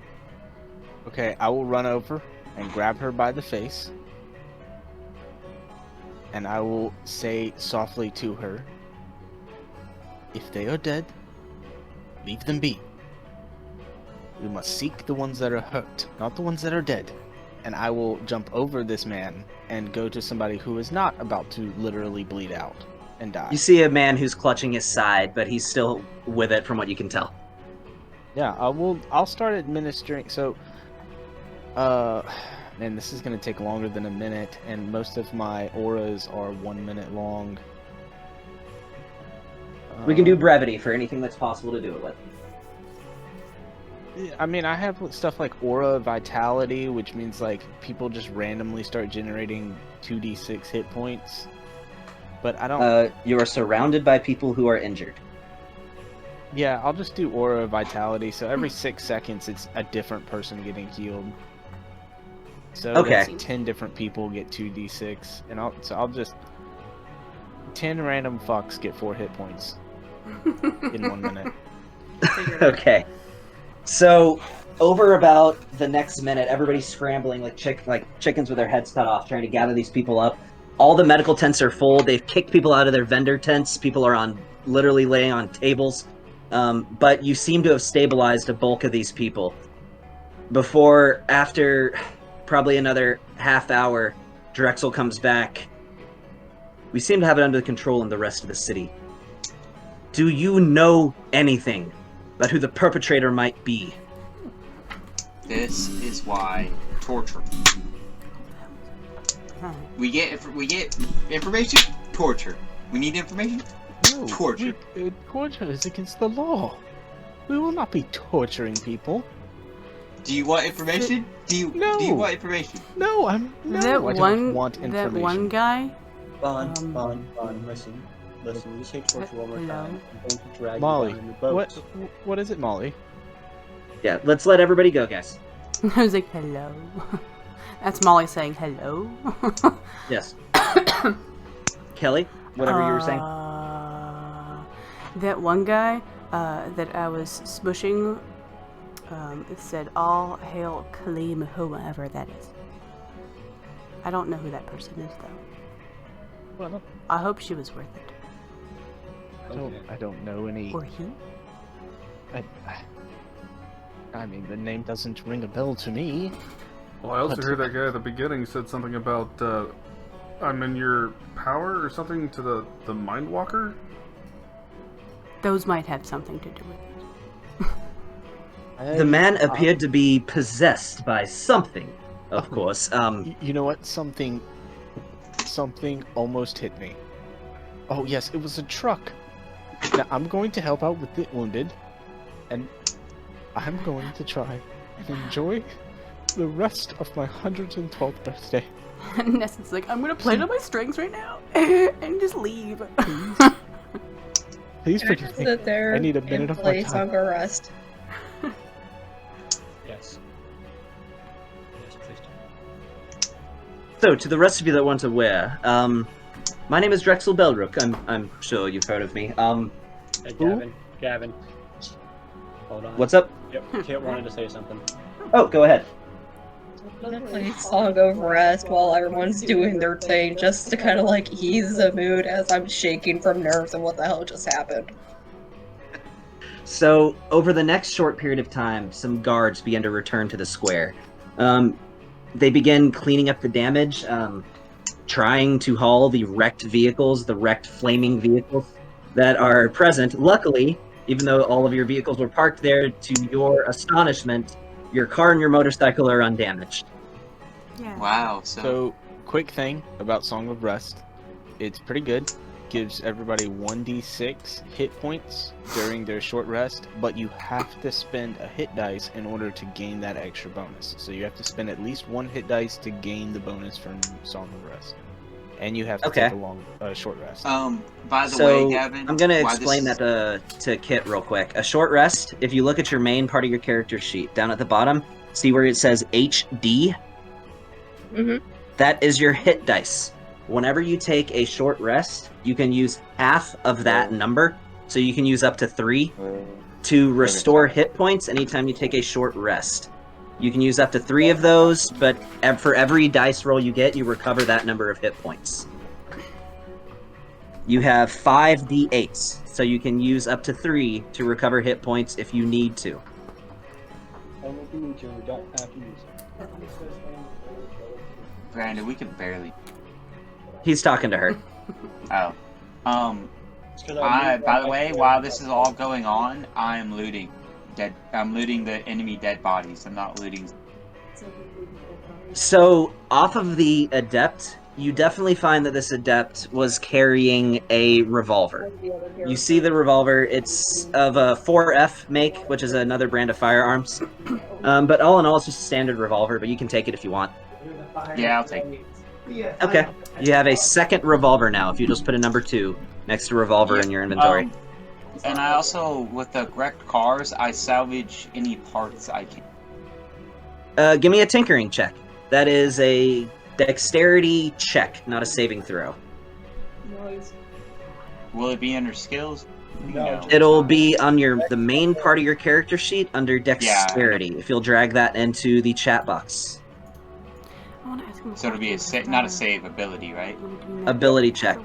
I just Yep. wonder if my dude made it. No, what? My- And then you add your proficiency onto that, which is so that's a 21. So Okay. you approach this wrecked truck as well as these 2 wrecked cars. We'll go ahead and say, what are you trying to get off of this vehicle? Just Just- like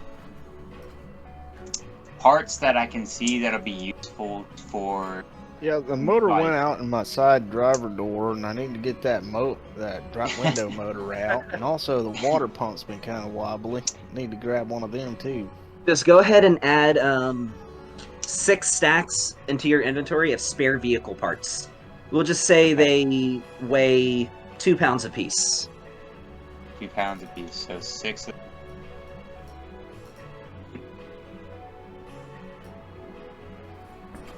Well, All right. Did anybody else have anything they needed to do, or they wanted to do? I have a quick question just for the DM here. Did my head wound guy make it after I threw him into a tree or towards the tree? He seems okay. Still very drunk, so he just looks up at you. What the hell is going on? That's good. I just want to make sure he lived. As he's just dramatically screaming up into the air. Very well then. You hear him go once while he's doing this. People of dirt. Okay. Thanks, Dave, for fishing, ain't it? Raven's gonna pull out a cigarette and light it up. I don't know about y'all. I need a drink. You imagine the bar's probably not open as everybody's cowering for their lives. I imagine Raven smoking the kind of cigarette that's attached like Cruella de Vil. One of those It's actually 1950s more of Fiddle like a Bills. Swisher Sweet. Yeah. Especially if you play a female character. If it's Oh yeah, holder. Yeah, having it, and she's gonna pull out her holder, put it in there, and use her cigarette holder. Oh, okay. I was like, it's fancy as shit. yeah, like she seems like a Cruella de Vil kind of smoker. Can't let the That's smoke what I'm get saying. anywhere near her hands. It's ridiculous. So, about this point, this performer starts waking up. He looks at the rest of you. Ah, hell. Seems like you've got some He- explaining to do. He gets up and starts trying to run. I immediately, limp.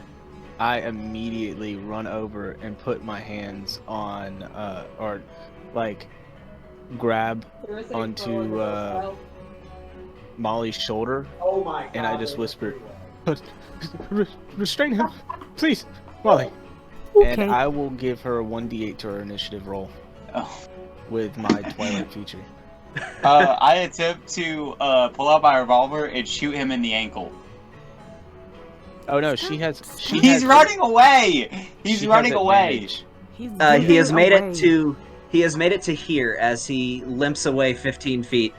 Oh, never Yeah. mind. I don't pull out my revolver and I let her restrain me. I don't give a fuck. Like, Oh, you still have the opportunity. He is still. He's next to you as he's trying to run away.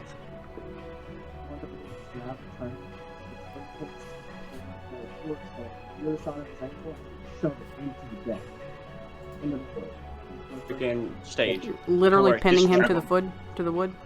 Yep, So, are I'm you trying going to through do his it. foot? No, I'm just going on either side of his foot to where, like, you know. Oh, so like it pins his foot. Right. Yeah, So make what an is your attack threat? roll. I'll go ahead and give you advantage on this one. Make an attack roll with advantage. Sweet.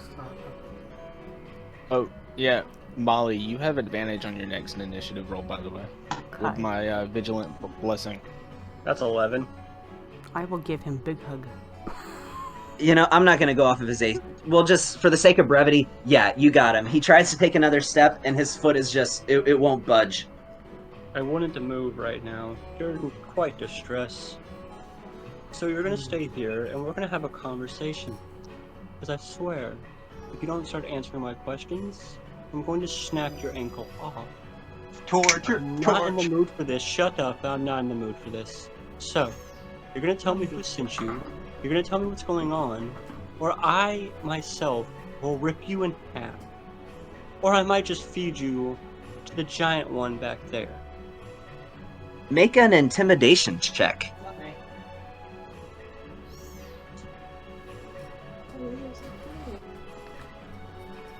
Ah. 20. Yeah, that'll do it. He says, "Look, I'm just following orders."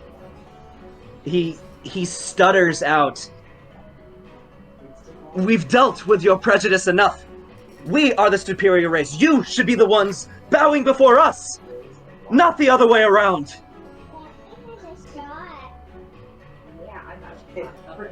Whoever I hear the background noise with, That's me. if you could, okay.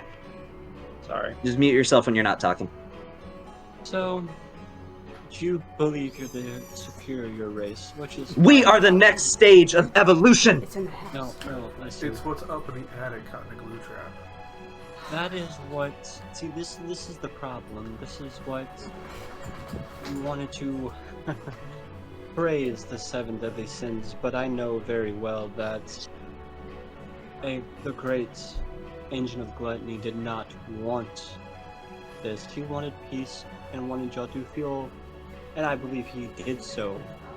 Feel welcomed and a part of as an equal as everyone else, because you... I don't give a damn what he wanted. You! How long do you have left to live? A few hundred years? My life may end here, but if not for your interjection, I would never die! Dies. Our power dwarfs that of the common man, and you will bow before Kaleem. Oh, Kaleem. Oh, yeah. You mind spelling that, Gavin? K-A-L-I-M.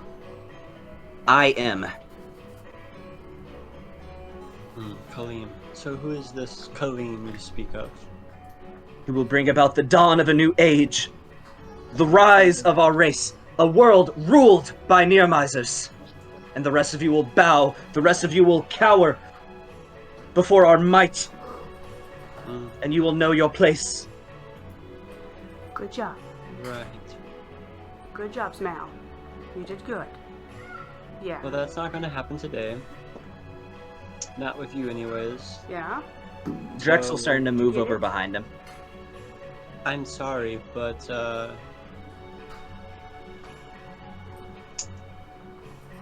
it's time for you to go away. Drax, will you, finish the job? Before you even finish the sentence, he swings his sword and impales him through the gut. You have taken lives this evening, and you will pay for your transgression. Before he pulls the trigger, you see blood explode out of his chest, and now he is most definitely dead. Damn it, That goes all over my... I just cleaned my jacket. Really? Really? He smirks. She's gonna I may or may pull not that take out. pleasure in dispatching trash like this. However, I would like an introduction from the rest of you. You handled yourselves quite well this evening. Of course, I am Drexel Belrook, leader of the Heralds of Requiem. But who are the rest of you? Hello, Flora. It's nice to see you again. Nice to see you come out of your bubble.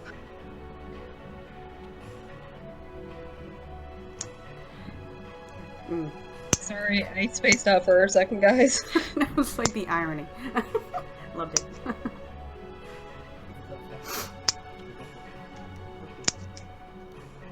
He approaches you, Lucas, and says, "You appear to be..." looks at your brooch. "Now, I'm not the most well-studied of individuals, but you appear to be a member of the Witches' Coven. Is that correct?" Mm-hmm. Officially, I'm actually known as the Brimstone Witch, but it's got of a mouthful, so I just go by Lucas.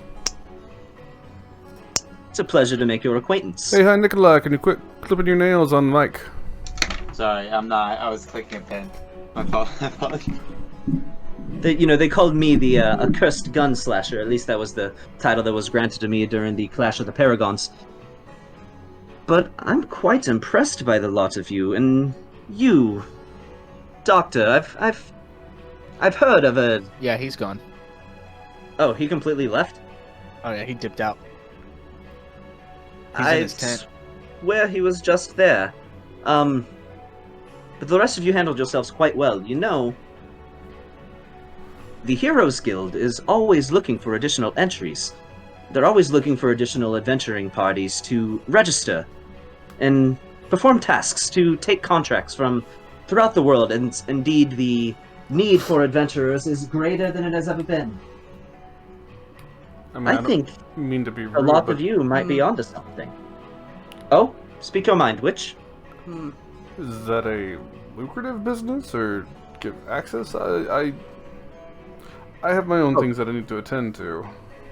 Quite, and I in fact have made my fortune within the Heroes Guild as well. You will see various locales follow various local legends, and perhaps you may become known as heroes. Do we get an achievement for that? Jax. You get compensated very handsomely. Again,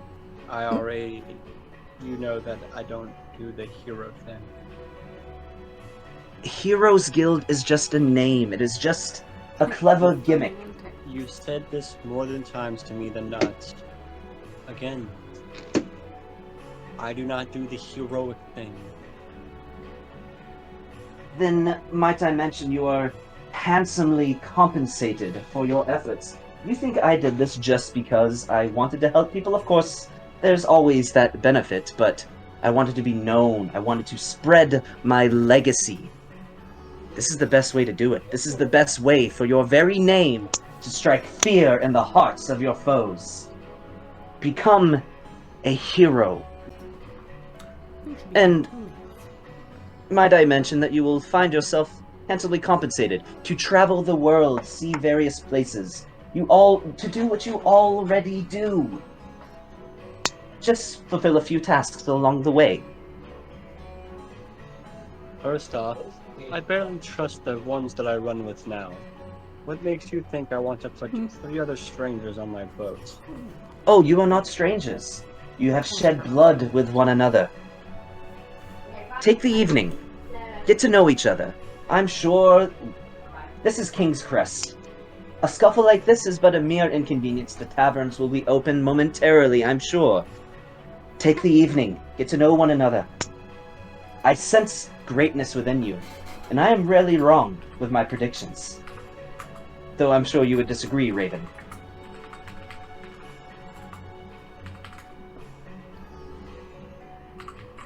Oh, I apologize. That is all I ask. The lot of you stand together here in Sin Square after having just averted a catastrophe, and you jumped into action. I don't know where that doctor went, but I'm sure he's around. He handled himself quite well too. The doctor left. He is not around. Do not look for him. Where does that voice come from? Do not look behind the curtain. He closed the curtains to his medical tent. He's like 20 feet away. The man Oh, behind okay, the right where you curtain put is yourself. alive. He comes, so he comes over to the tent and just dramatically throws the curtain open. Just throw like a beaker at him. Like, oh! At his eyes. Die! I'd jump behind a bench or table underneath another cadaver. He swats it away with his hand. I just snap my fingers, and all of a sudden you see a black cat appear right on the table, and it'll just start like walking up to Neston and just purring. And then I just fade into mist. A misty step away. I'm allergic. You're gonna use Misty Step? He's gonna Yeah, counterspell at 5th level.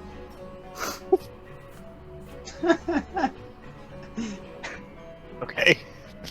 Aurora, are you still in the area? Comes back and with a lands on your shoulder. A what? Aurora. You see this blue and pink fairy dragon land on his shoulder. Pseudo dragon, jackass. Same thing. Pseudo Oh, it's dragon not land the on same his. thing. That's right. Pseudo dragons I just don't look like want regular nothing. dragons. I don't want nothing to do Semantics. with you and your murderous rampage on helpless individuals that were no longer aggressive. They Perhaps were you may not enemies- agree. Go ahead, Nick. Sorry.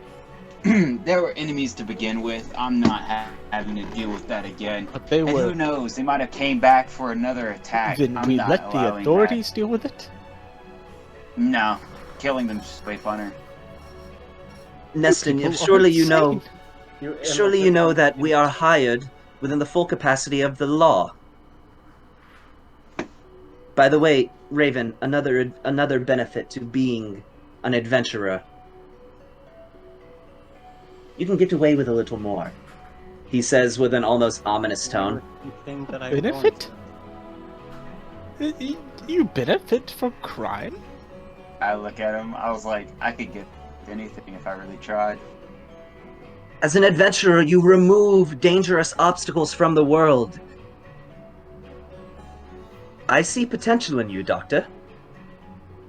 Listen, healer, doctor, whatever you want to be called. If we're going to do this, we need someone that can at least patch us up when we get back. Or patch us up during it. If you would like, I would really appreciate you if you would. I guess if everyone else is going to join this band of misfits that Hey, Brandon, speak up a little bit. Yeah, I can barely hear you. this band of misfits that we can actually be, I guess, a group of some kind. Because if I don't join this, Drax here is going to continue to bug me for years, and I really don't want him to shut up. You know me too well, Raven. So what do the lot of you say? I can point you to the Heroes Guild, to the local guild hall, right now. I look at Molly and Lucas, and I just shake my head no vigorously. How about this, Drax? Let us all join together for a few drinks. We can discuss it, get to know each other a little bit better, and then decide whether we are going to do it or not. I go with whatever. Oops, sorry. I go with whatever Raven says, and then I walk out. I will leave the lot of you to it. You know, there's a Giovanna's Pizza around the corner. I hear it's quite good. I have intolerance to gluten. They have a gluten-free pizza.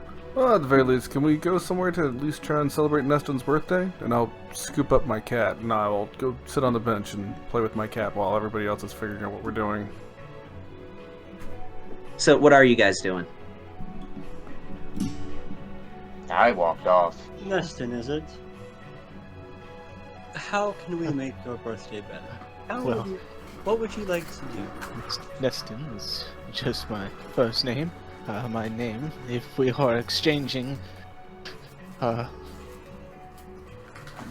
names, it is Neston Andre Garcia Tindu Pennard. That is my full family name. Captain Raven Stormwind. At your service. You mean Sailwind? Sailwind. At your Sail- service. I don't know which one's which. Captain of what? Beautiful, magnificent ship that I Oh, brought you. oh, you have an airship. No, I have What'd you order? a steam-powered ship. It's new in development. So it flies? Not yet, it doesn't, but soon. So what do you sail on? What'd you order? The water. Double cheeseburger. The water? That messy message. We're Yes, like, the water. do you know how far inland you are? Fucking Christ. I know exactly how far inland I am. So are you technically a captain when you're nowhere near your sea vessel? Yes. Huh. Hey, Gavin. What's up? And the Dark Suns, what's my title? Sergeant Captain.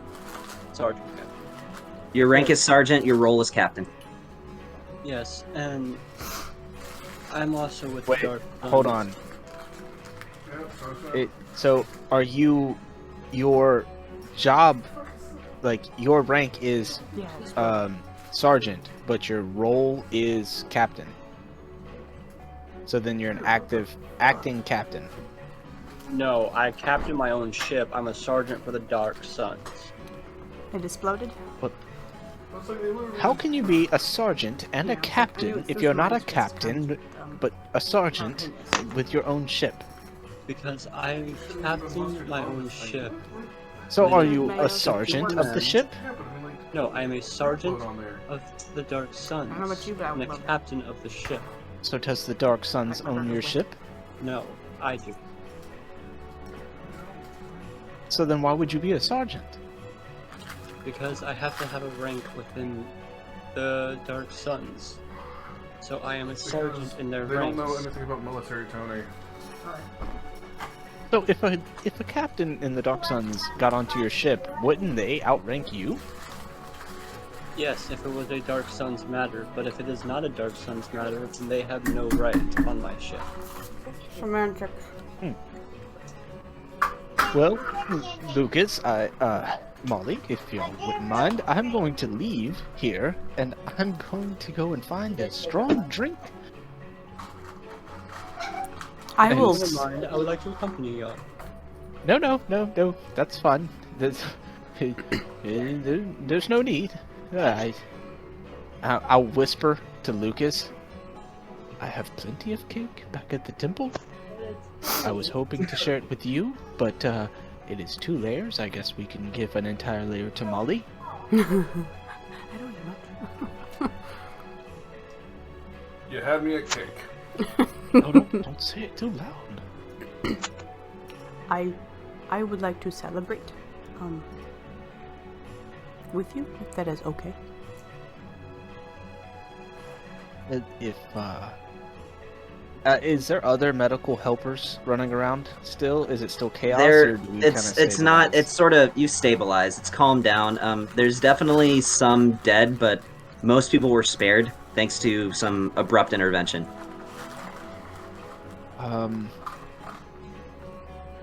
Well, it seems to all be handled here. I'm going home. Okay. You try to leave the tent. Yeah. Drexel stands in front of you. He says, "Come on, Neston. Take the call. You know what? Take the call. I What's just that I remembered. hear?"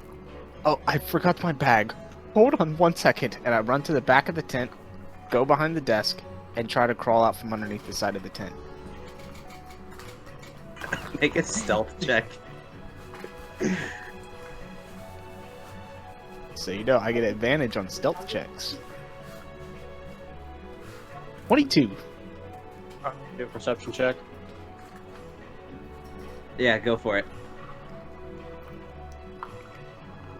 No, yeah, fuck that. You don't see him. I will say while this is going on, I'm just gonna snap my fingers and you'll see my cat just disappear, and then it appears on Molly's shoulder and just starts making biscuits. You just see this black one-eyed cat like making biscuits on this giant behemoth woman. I like your toe beans. Laura. Once I get out, if I get out, do I get out? You do. Okay. I didn't roll good enough. I will cast my once a day invisibility and dip over to Lucas and just whisper, I'm heading back to the temple. You know where it is. Yeah, just nod.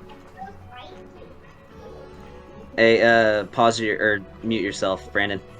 Yeah. All right. So what are you guys doing? Um, You've been given your direction. You've been given your instruction. So what are you guys doing? Can you hear me? Yeah, I can hear you. Yes. Okay. You did hear the part where I stepped out, right? Like I'm gone. I'm not with the group right now. Yeah, I heard that part. Okay. Alright. I I, guess I'm finding a store that is open. I'm Like following a Lucas. store or a bar? A store, like a gun shop or a, like a common shop or something like that. Okay. Just let me know I mean- when I find it, and then you can go on to the next person. Gotcha. I'll let you know when you find it. On to the next person. Aurora, you go find Bon.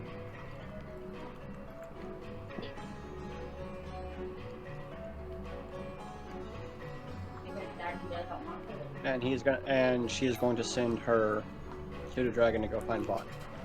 Okay. I think Molly wanted to do something. Yeah, she followed Lucas. Yeah, I'm just following him wherever I go. He has a cat. so- Okay. Anybody else want to do a thing before I do my thing? Is Lucas and Molly heading back to the temple?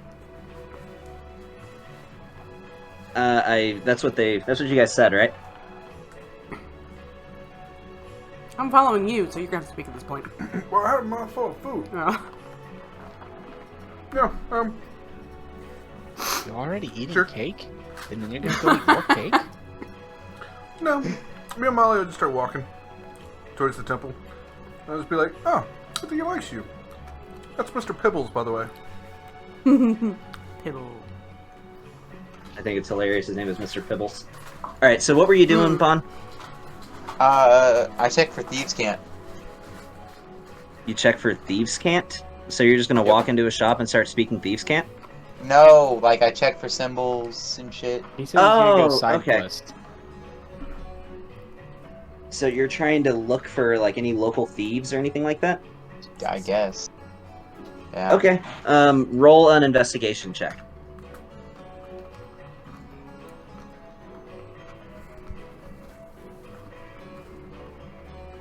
Are you trying to use your criminal contact feature? Yeah. Or the. Yep.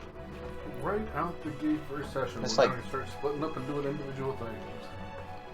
Okay. So you do find some thieves' cant, some little symbols that wouldn't really mean anything to anybody else. You notice like a flamingo in somebody's yard, but that's all pointing the same direction, and it happens to be pointing at another symbol. And which leads you to an alleyway near the back of the city, where you open up a shady-looking bar, and you walk into the bar, and a man says to you. A man looks What, at you and fish says, sticks? "No." He looks at you and says, "Pleasant evening we're having. Would you like the berry meat or the ale?" And you take that to mean you would know the answer to that says, "Oh, neither. I'll have whiskey." Okay, Top that's shelf. what I say. Yep. I'll take whiskey. So- Top. Neither. I'll take that. There you go. So he beckons you forward. "What's your business?" As he murmurs it into your ear. What is the goods? What kind? I didn't hear what you said, man. He said, do you I was sell like, what illegal kind of- drugs? Do you sell illegal substances? Do you sell the marijuanas?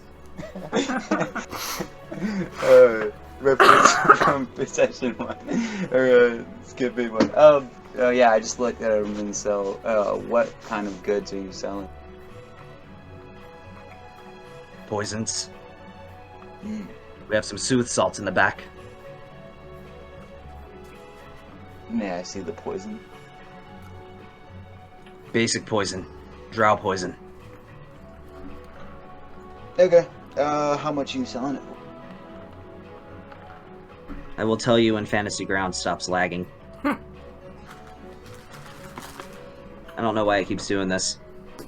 That's what my kid's like, what's Fantasy Grounds? I've never heard of such thing. What is lag? Come on.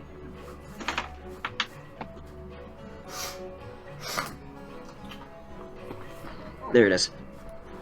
200 gold pieces.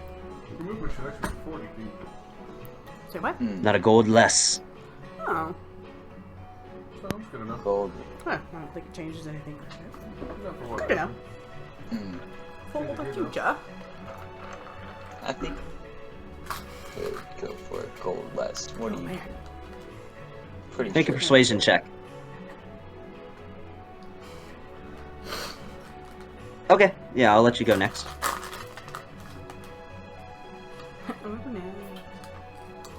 Yeah, if you give me a persuasion check.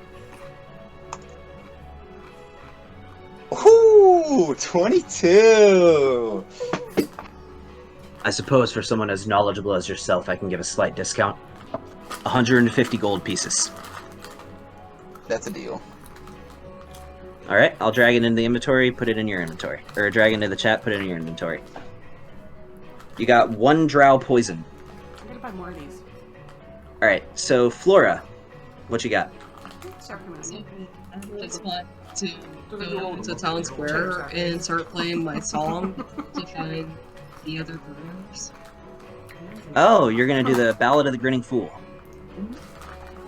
Okay. Cheddar sour cream and banana. So, Blech.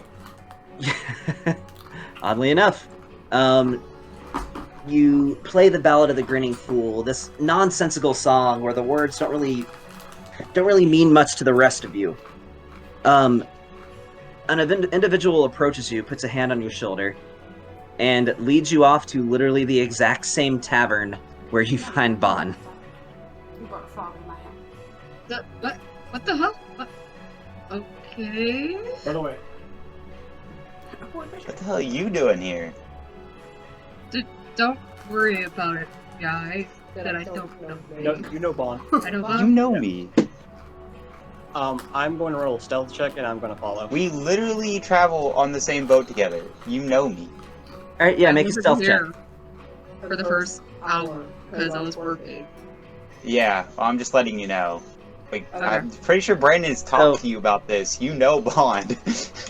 So, Flora, make a perception check. Flora also has If you don't know how to do that, go into your skills, find perception, and double-click the +4 number.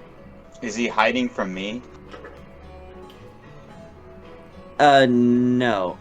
So, Flora notices you following behind. As you notice Raven sulking behind a box trying to tail you. And my tail's just twitching as I notice that Raven's just like following me. Be like, I don't say anything, but I just continue following the guy who tapped on my shoulder. Oh my God. Okay. So, are you still just gonna let Raven follow you? Just for a little bit longer, and then I'm gonna call Raven out like, what the hell? Why are you following me? You're not my mom. The name of this bar is the House of the Golden Grin, by the way.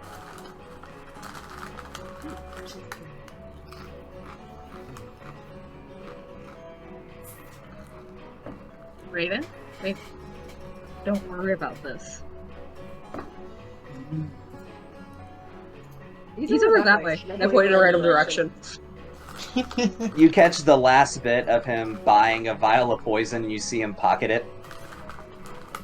You should probably go deal with that. For Bond? Yeah. I'm gonna go grab Bond by the scruff of the collar and just kind of lead him out of the bar. What the fuck are you doing? What are you doing, Bond? Please tell me. Yeah, I was literally in the middle of a transaction, and I just got done finishing it. Luckily, you let me finish it before I got a great deal on some quality goods, and you're just ruining it, alright? Okay, listen, Bond. It's not. We're not here to fight. But why are you starting to I fight mean- with him? The other three that we saw. Uh-huh. We need to... They said something about a temple. I know where the temple is. I've taken you there. Who serves in this temple? Like, what god do they serve? It doesn't matter what god they serve. What matters Meantime, reading is that we've been to the temple before. I am polite. I took you there I only sometime last year when you got the hell knocked out of you. So, But ask for booze. we're going to go there after Flora finishes whatever Flora's doing. Do I have booze on me? And we're going to try to talk some sense into them. Oh, I don't know. Make booze. So you want me to pound him into the ground? No. Okay, bet. I can do that. Let's go. Bon. What? You just betted me into pounding them into the ground. How am I supposed to reject I that? did not bet you that. I said You are not- literally said that intimidatingly. How about this? It's an order that you are not going to do any harm to them whatsoever, or I personally will kick your ass. And do not make me tell the commander that you are disobeying an order, because she, I guarantee, will kick your ass. Understood. Thank you. We're going to go talk peacefully. We're going to try not to interrupt them. We're going to try to be very kind with this, because I promise you, if we do not go in there, and we go in there without weapons, No, I can't do that. yes, you will. Hmm. Listen to me, I'm saying visible. That extra little frickin' pea shooter that you got off the body, tuck that away in your frickin' pants, I don't care. But no visible actions of aggression. Can I keep my dagger? If you're gonna hide it, you can I'm keep crunching it. halfway through That his is the food. only I thing. hear like every fourth word. Other than that, if you get Feels like seen with a passive weapon, aggression. I will beat Pea the shooter. ever-loving hell out of you. I will make your memories come back. Huh? Okay, just hit home for me right there. Like, what if I want my memories to come back? I promise you. The memories that you may or may not have that come back, not necessarily is always a good thing. I promise. Trust me, I really like watching you know who die over and over and over again. And remember, that secret stays between us. No matter what anybody does. Of course. So, now, let us walk. I'm pretty sure Gavin just got the pee. I'm going to send Aurora into the building to watch over Flora. You know, this is kind of creepy. I love Why her are we tracking these people down? because Drax is right at some point. We do need some help to deal with this, and this is not going to end if we do not have people to help us deal with it. Because I guarantee you, the Brotherhood is not. Their main priority is not dealing with this. They have other priorities. So, let us go forth. Trust me. Have I ever steered you wrong? I'd say that you... But 3 you're years still you've known young. me. I brought you on. Exactly, you're young. I could have picked any one of the other members as my protectors, and I chose you. So you guys It's are gonna kinda head to hard the to temple? Yeah, We're gonna wait for Aurora, and Aurora is going to freaking look like the freaking wall, because pseudo dragons can do that. They actually are Okay. chameleons. And Aurora's just gonna like climb the wall and the rafters and watch over Flora. Okay, I gotcha. So I'm gonna move on to the other group. So, Neston, Lucas, and Molly, you arrive at the Temple of Selune with a rather shaken Neston. I just can't right now. I just need cake and a little bit of wine. That's all I need. Just a real strong glass of wine. We call that liquor. No. Liquor upsets my tummy. I just need a strong glass of wine and some cake. I open the door to the temple and I just scream, Kitra? Kitra, Sure, are you here? Yes, Sir Neston. How can I be of assistance to you? If you would describe Sir. this Ketra to the group.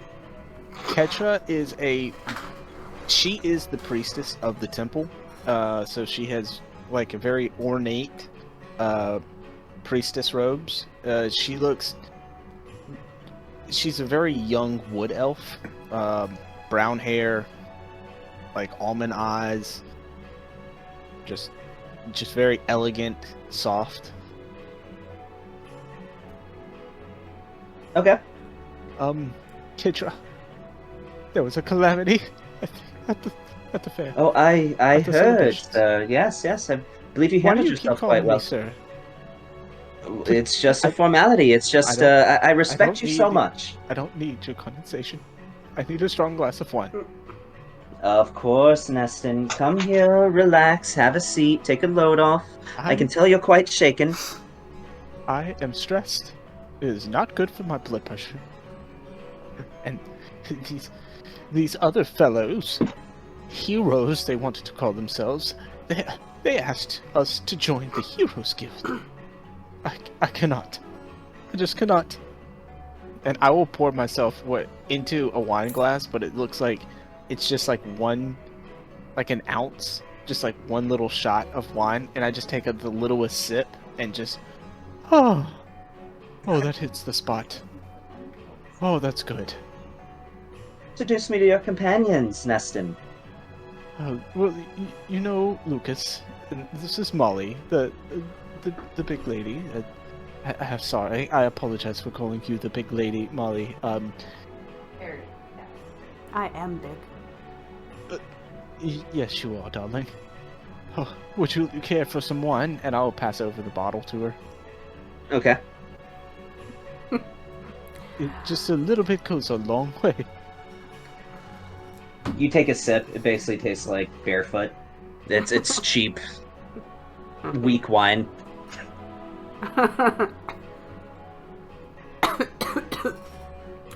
This was the worst birthday ever.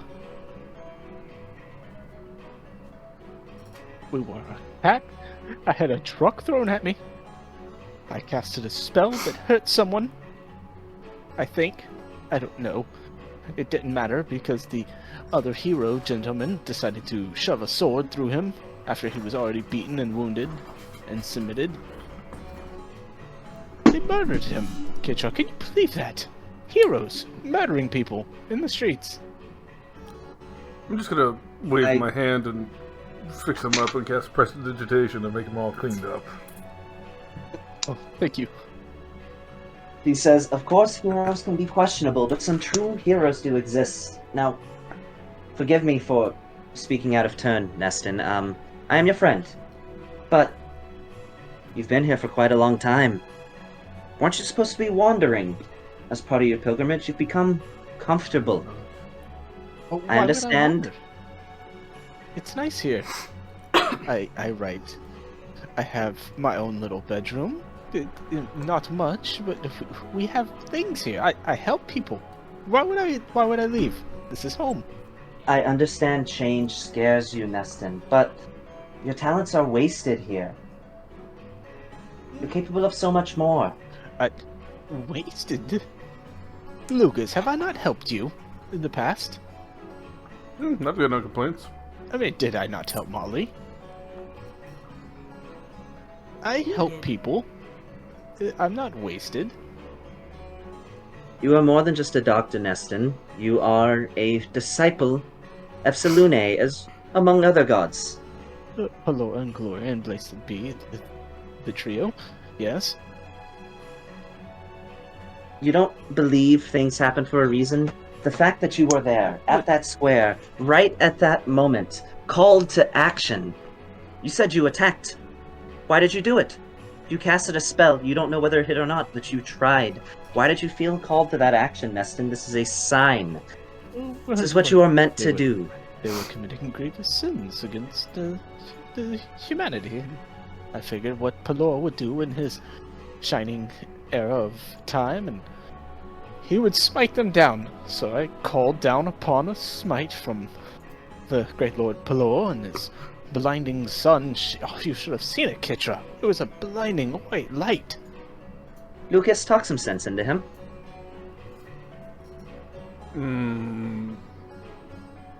Yeah? Solid. I'm not really one to tell you what it is you want to do with your life, Neston. I mean, I travel a good bit and I enjoy myself. I wouldn't want to stay in just a temple here the entire time, but I can't force you to do anything. I've traveled. I've traveled almost all of Volcalos. I've traveled most. I've traveled most of Alarath. I spent time with the dwarves of the Brotherhood of Shield and Light. I have traveled. I am well traveled across 2 of the 3 continents. And you are called to travel again. Why? Because Pelor put that challenge in front of you for a reason. And relied on your talents for a reason. You said yourself you were drawn to action to smite him down. But here, the threat is gone. It has been dealt with. I'm just gonna nudge Molly to the side and whisper to her, does it seem to me like they want to kick him out of here? A little. I think he might have overstayed a welcome. Kitcha. Oh, a great priestess is saluting. I think I'm going to faint. And then I just lean back in my chair and put my back of my hand on my forehead. God.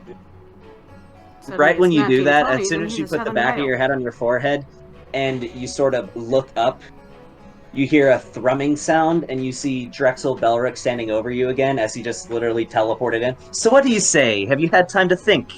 I jump underneath the chair. Oh yeah, Ketra immediately... y'all gonna have to deal with this for the next 3 years. Oh my god. I am trying, man, as hard as I can to bring this together. Does anybody know the calm emotion spell? Can we get that going? Actually, I do. I have it prepared. No.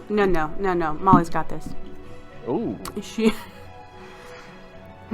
So as he's under the chair, shaking like a leaf, I'm assuming. Oh yeah. I get down on the ground, right to his level, as close as a 7-foot woman can be, flat on the ground, and I start singing. I'm not a bard, keep that in mind. Soft kitty, warm kitty, little ball of fur.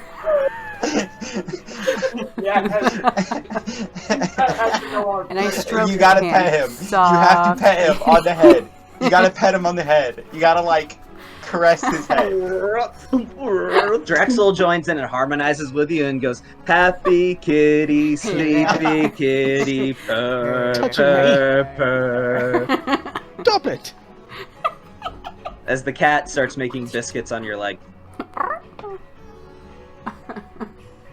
It's calming. This is what we're doing now. Are you using an ability for your barbarian, or? No, that is not an ability. That is just my No, barbarian that was character. literally just... Just Oh, character. just.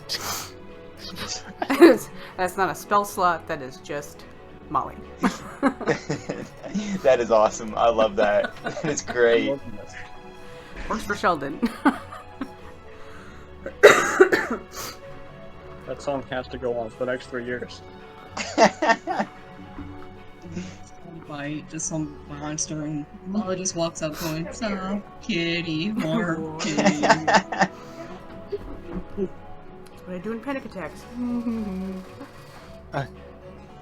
If I go adventuring with you all, no torture. I will not partake upon any torturous. At this Things. point, Flora, Raven, and Bond, you make your way to the temple, and the last thing you hear him say is "no torture." As you're entering the, that is the first thing you hear him say as you are entering the temple. Well, I literally speak up. I'm like, well, that's no fun.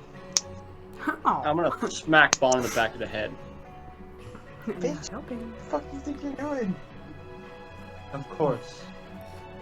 No torture. Hey, what if they die a slowly painful death from poison? Nick, You shut up for a can't second. blame it on me. Nick, shut up for a second. I will. Drexel says, Hey, if hey. it would help give you Guys, motivation. guys, it's trying to talk. Oh, go ahead. Sorry. She literally just took her headset off, like she's trying to say something. That's why I told Nick to shut up. Okay. Yeah, go ahead, Kit. Sorry. I was going to bop Bon in the back of the head going, shut up. We're trying to make negotiations. You dumbass. I literally just like, the fuck is up with y'all hitting me? Look, I can't help it if I poison them and they die a slowly painful death. It's not my fault. Why would you poison my them? guitar. Just a little bit Axel that's says, hanging on my back. on, not the time for that. Agreed, not the time. It would help give you motivation, Neston. I have a specific contract in mind for you for your first. In fact, you'd be going back to your home continent. Oh, no. Oh. Well. How long will we be there? Because the crown is supposed to be passed in 2 years. Far less than that. I mean, I want to be there when the crown gets passed. The great I king understand is this will not giving his occupy you throne. for nearly that long. Look, there's a contract I've had my eye on for a long time and I haven't been able to get to. But there's just something not right. Within the Heroes Guild, there are ranks for these missions. Now, the one that I have in mind is just to catch a simple serial killer, but it's classified as a silver ranked mission. It should not be, though. This mission is meant to dissuade any from taking it. In fact, there is not even a monetary gain for it. However, they are offering equipment, powerful equipment, in exchange for fulfilling this contract, which would be the perfect introduction. And You would be able to bring this killer to justice, like to the local authorities. There is a serial killer in Callum Lux. He is mercilessly slaying Vold. Well, I mean, you mean awakened Vold? Yes, awakened Vold. That cannot be. Why would someone do that? Because if you haven't gathered, people hate them. Why? People why can't would they understand the hate difference awakened between the Vold? two. Some have difficulty distinguishing the difference between the two. Well, that's ridiculous. One speaks and one doesn't. One attacks you like a ravenous monster, and the other one will take the shirt off his back to give it to you. Split his bread and his rations for you. I'm aware. You and I know this, but a lot of people do not. And a lot of people just don't care. They see them as the same, and they see them as one and the same just because they look alike. So, we should help, and if you like to help people, then we should help them become recognized so that way they do not end up being slaughtered. Like you said, you don't want people to just be killed in the streets. So that is the easiest way, is to help people recognize that the Awakened Bold are not bad. They are not here to harm us, but they're here to help and to do what they can to dismantle the ones that are not awakened. Exactly. Now, how feel you, Flora? Will you take up this call as well? I realize you're not familiar with Wel'Kalos, but the Awakened, they're good people. It will definitely not be the most pleasant stay, but there's something off. Even the Heroes Guild does not want anybody to take this contract. That's why it has been so long unclaimed. They've classified a simple hunting mission as a silver-ranked mission. Well, that's probably because of the Wailing Mire. I mean, it's just right outside of the city. Yes, but you It's know, dangerous. the That primals rarely venture into Callum Lux. Yes, but the region around it, it's deadly. Well, this seems terrible. How would we even get to Volcalos from here? I mean, that takes months. Weeks, maybe. I mean... Not months. With a proper ship, you could make it in days. Oh, and Flora, what were you gonna say? I was going to go up and go with this to see where it goes to get answers to some of the questions that I have. And if we go to Cullen Lux, I haven't been home in 12 years. I guess we could go to Mr. Ian. And then I could show, Lucas, I haven't seen your home, but I could show you where I hail from. That could be fun. It would be nice. It is the most beautiful city. The friendliest people, really, my people are, literally the friendliest people. It's not like King's Crest, of course. There's no crime being committed, and everybody is nice. Not, like here, people are rude, and everybody's in a hurry to do everything. And it's not like that home. It's nice, peaceful. I am to join. Are they going to discriminate against, as I point to my earrings, not my earrings, but my ears and my tail? Because I've had that happen in the past. Are they going to do what? Discriminate. Against what? Well, she's a furry. I don't... Essentially, yeah. Not gonna lie, yeah. You're not wrong. I do apologize, Flora. I don't understand what you're trying to ask me. Are they going to be against her for having fox ears and a fox tail? Are they going to say anything bad about her because she's different? Oh, like Carillion's breath. No, why would we do that? That is rude. He's had other people do it to her. Oh, that's not very I look nice. over, I kind of whisper in Flora's ear, and I'm just like, or kind of like whisper to her, not in her ear, but like, goody. I should go back to the conversation. I didn't hear what you said, man. Yeah, I said they're a bunch of goody two shoes. You don't have to worry about it. And I just casually elbow Vaughn in the stomach, going, shut up. Well, I have a car out front. On can drive to the ship. And I have a wonderful ship that will get us to where we need to go. Aren't you supposed to be driving the ship? So I will drive the ship, you're driving the car. I wonder how much extra time it will take for us to go around the entire continent of Avarath just to get to Volcalos. We are on the western shore, if that is, or to park your vessel, I guess, dock your vessel on, over near, like, Galeberg, maybe? Or... It's over at Sea Shroud. Sea Shroud? Well, that's going to take forever. I know I did that. You imagine if you could do it in less than a week. I already want to go home. I want to be home now. Ketra, I think I'm fainting again. Well, do you have a teleportation Soft spell? kitty, warm. It'll take us 7 days at that. You can deal with 7 days. It'll be 7 days and we'll be there.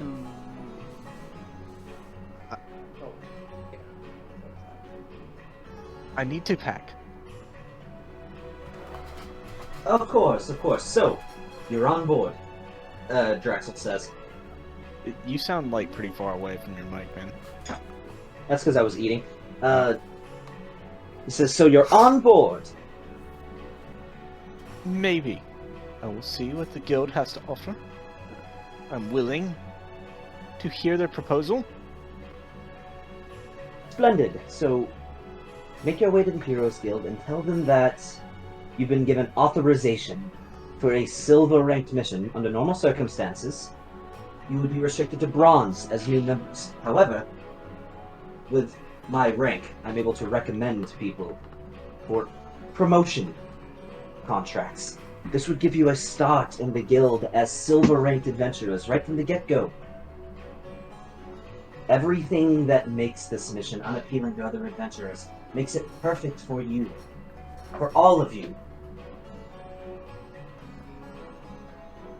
I'm not Help leaving. these people. I'm not leaving until I get my 6 partners. Of course. He reaches into his bag of holding. 1, 2, 3, 4, 5, 6. As he hands you and thrusts into your chest this stack of cartons of cigarettes that all say Red Apple across the top. Raven, As I put that them in is my a pouch. foul habit that you have. You As in the church, I'm gonna light up another one. I look over at Really? Neston. I look at Neston and I'm like, I couldn't agree with you. I take the rest of quite the annoying. wine that's in my wine glass and splash it at the cigarette. Put it out right now, young man. Or young lady. As the cigarette goes out and you now have wine all over your tin. Do not disrespect the Temple of Selune.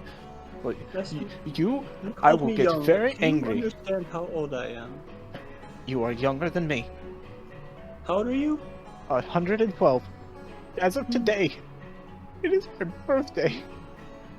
You are older than I am. 3 years? Really, man?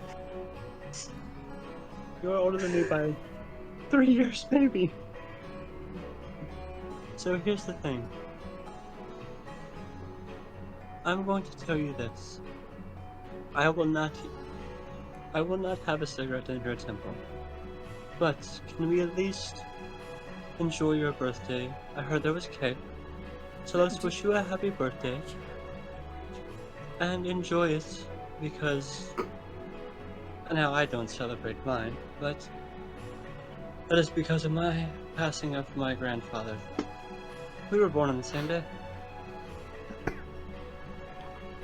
But I will enjoy yours with you if you wish. We can drink, be merry, eat cake, and I will not smoke in your temple. How does that sound? Does that sound like a negotiation you can agree with?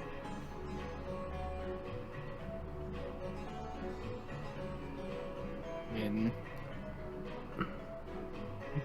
Fisher, do we have enough cake for, I guess, 8? I'll put in an order around the local bakery. We'll have enough. I was gonna say, you just look over and see Lucas like he's already got a mouthful of cake. Over by the thing. Wait, were we supposed to wait for everybody else? I mean,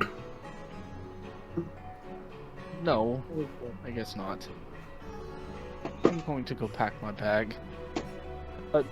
Kitra, I'm going to take a couple medical supplies with me, if that's okay. Sure, take whatever you need. And you're always welcome back, Nessie. I want to see you succeed in every way. I always do.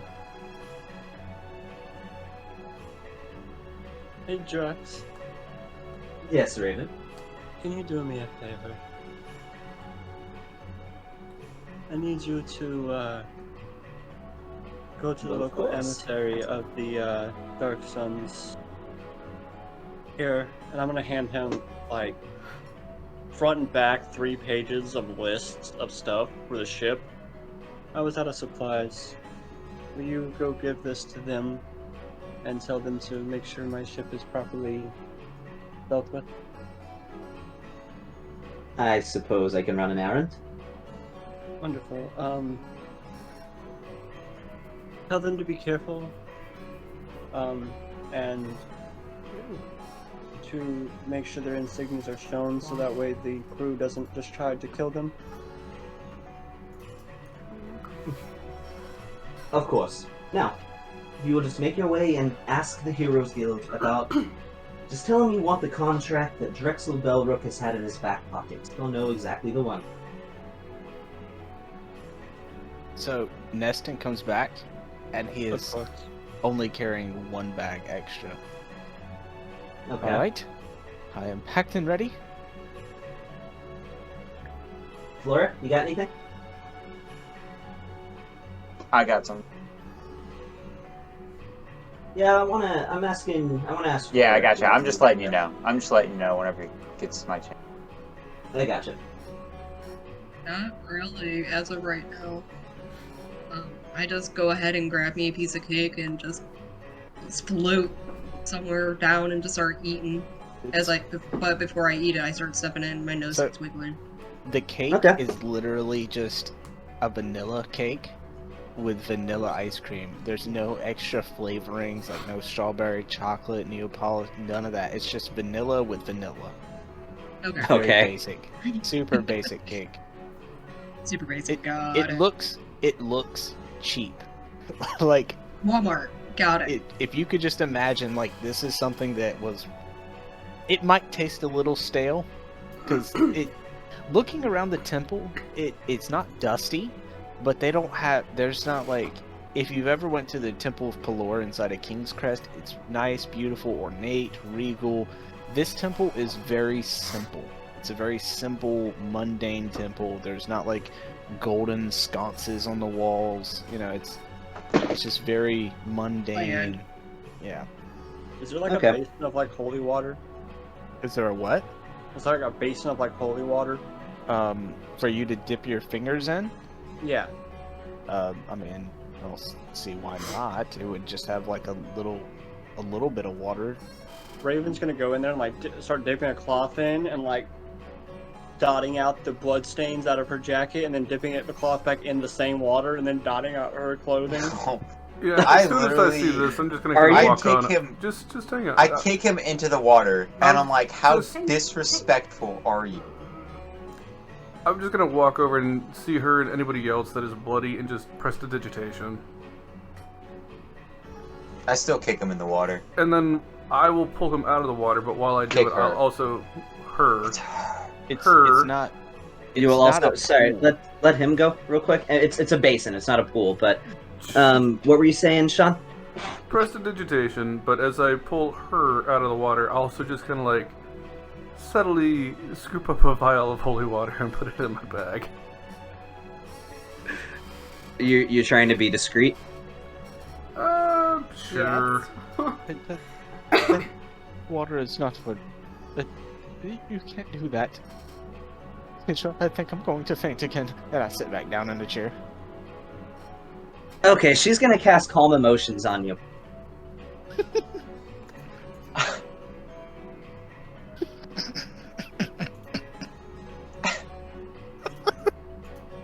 I can't with you. Yeah, so she's definitely, without a doubt, casting Calm Emotions on you. So I'm looking up the spell. Good, it's only a second level. She can do it. So, What I need. are you gonna try to? Are you gonna try to resist it? It calls for a Charisma save. Yeah. I mean, as a cleric, I'm proficient. Nah, I'm not gonna resist it. I'm not gonna have you make up random stats on the fly. So you're not gonna try to resist it. Nah. All right, you feel calm. Oh, thank you. Oh, Kitcha, I think that sip of wine is really getting to me. I feel so Oh, much it better. must be the wine. It must be. It's stuff that we get from the market that you keep. Oh, it's so strong. It's quite a fine wine. It's literally like cheap ass $3 wine. I Oh, feel almost lightheaded and invigorated with ecstasy almost. Like you could take on anything, right? Yes. I do believe I can. Now let's not get too carried away. I'm still lecturing. I'm lecturing. Raven on respect, because she just pissed me off. Anyways, Bon, I apologize. And I apologize to y'all as well. I am sorry. But the question now remains, do we want to leave tonight, or do we want to leave in the morning? I think we should head to the Heroes Guild right now. By all means, let us go. Sounds like a. I would lead the way, but I I know where dare it say is. that I stray far from those kind of people. I know where it is. I will lead the way. Hey, Everyone witch! can get in the car. I will not. It's the fastest way of travel. I refuse. It has You can walk. seatbelts. It has seatbelts. It's safe. See, the Philia Act passed, so now all vehicles come with seatbelts and airbags. The Philia Act. Oh my god. I You're remember that. Oh, reference to. Okay. I look at. So we're still trying to convince Nesson to get in the damn car. No, I'll get in the car. Okay. Thank you. After thorough inspection of the tires, seatbelt, making sure it clicks and works. Airbags. Oh my god. So what this vehicle looks like, it's like a bronze-colored, like, Model T, basically. Hey, as we're walking out, I kind of want to settle up next to Bond right quick and just, like, kind of give him a nudge. So, Okay. Heard you're, a dabbler in poisons? Oh yes, I was actually wanting to talk to you about that one. I picked this one up today, and I kind of slide him drow poison just to let him take a look at it. Okay. You know exactly what it is. Yeah. Yeah, if you need something else further on down the road, just, let me know. I think I can hook you up a bit. Well, it's not the hooking up that I need, it's the weapons or my bullets that I really need. Oh, I can cover you on all those aspects. So how much does this vial cover my bullets with? Well, So one how vial many can- bullets do you think I can cover my vial? Well, But- if you take a good minute and do it right, you can get about 6 bullets covered up with it. Alright, and I hand him 6 bullets, the potion, and just tell him to do it on his... Yeah, just slip it into my satchel. So, Okay. Gavin, my passive perception is 18. Do I overhear any of this conversation? I'll say you overhear. You don't know exactly what is being talked about, but you hear enough, and you hear the occasional mention of bullet and poison. You think. No, I didn't close the server. The server's still up. And, but you can't make it out, certainly, because they are whispering, but you just know those rapscallions are up to something unsavory.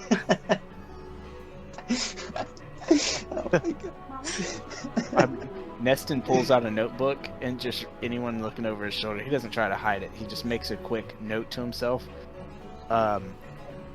Need to stock up on poison antidotes.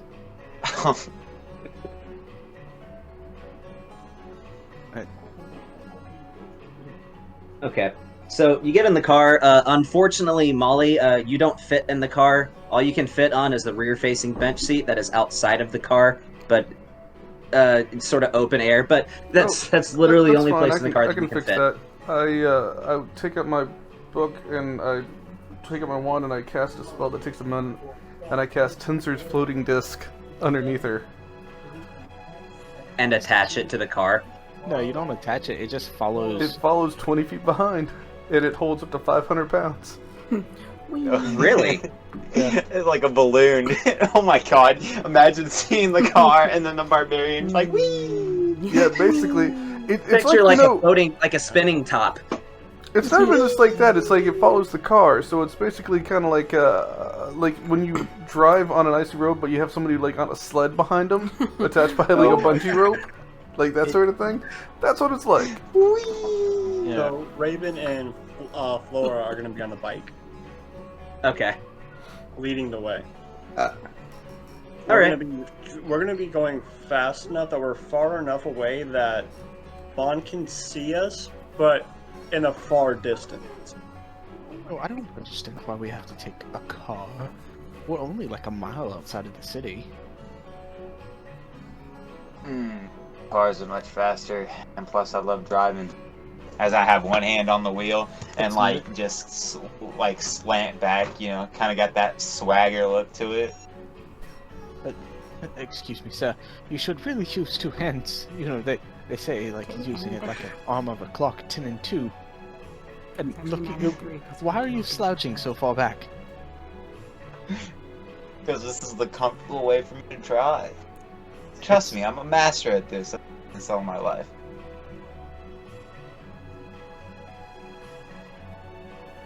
I imagine Neston and Lucas are sitting in the back. Well, someone's got to ride shotgun. Oh, who's riding shotgun? I guess Neston? No. Neston is in the back seat. Yeah, I'll Most rent people- Lucas shotgun. is riding shotgun. Yeah. My pal People Lucas die is in the riding front seat. You kidding me?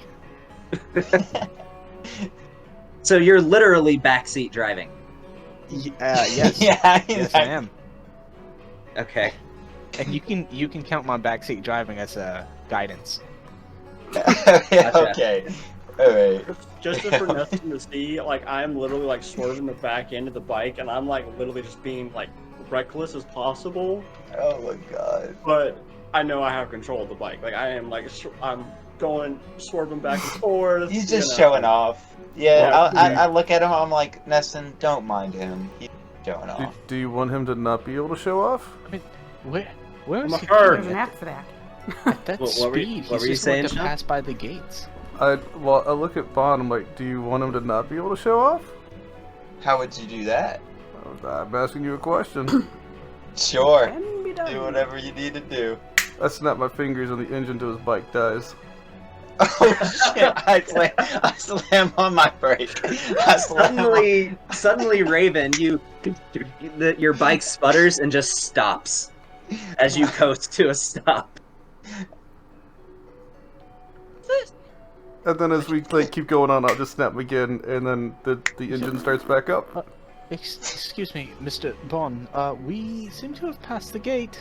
You don't know how to get back to the city. We were only like a mile away. Bon, you know exactly where to go. Yeah. Whatever you say. We passed the southern gates.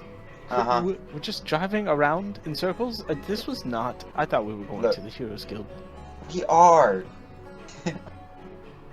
You're riding with Raven I next will time. not. I swear. Look at this thing. You are. Oh my god. I cannot deal with this back. We catch up quick. All right. Okay. Yeah, you do have your bike is faster than the car, so you're able to. Assuming he doesn't snap his fingers and cut the bike off again. No, I'm not gonna keep doing that. Okay. That's just thankful. Just wanted to show you I could. I would literally go over and give a high five to Lucas, just like that was fucking awesome. I got a few tricks up my sleeve. So we're here. Giggling So, in the background. You arrive to the absolute most ornate, dramatically extra building that you've ever seen in your life. It has golden pillars, spotlights that are literally shining into the sky from the front door. You see a numerous amount of adventurers walking in and out of this large stone building. All different races. You even see lizard folk at one point, but you can tell even races that aren't native to Alarath. You see walking in and out of this. You see the occasional Fearbold. You see the occasional. You even see a awakened Vold at one point, who A 5.5, 6 foot tall lizard on 2 legs. explaining Oh. what lizard folk are. Yeah. By the way, and while we're walking in, I'm like, this is the most. I say this out loud. This is the most douchiest building I've ever. I don't even care who hears me. Fun. Sweetheart, fun. Shut up. For 5 minutes. Nah. Swear. Fun. Excuse me, I believe my cousin just passed me. If we wanted to inquire about the Heroes Guild, we can go ask him. He's just right over there. You have a cousin? in Well, the yes, Heroes Guild? he's right over there, and I point at the awakened Vold. As we're walking through and everything, I'm just scuffling through my bag trying to find my medicine to calm me down because it's very bustly, it's very busy. I'm used to like small festivals and stuff, very chill. So I'm trying to find it. I pull out. By medicine, you mean that ganja? Is that what you're talking Yeah. about? Yes, I'm referencing it to medicine. Okay. You suddenly, Neston, smell a very skunky scent. It smells horrific. Wait. What is What? that? Would you like to try some? It will help you calm your nerves.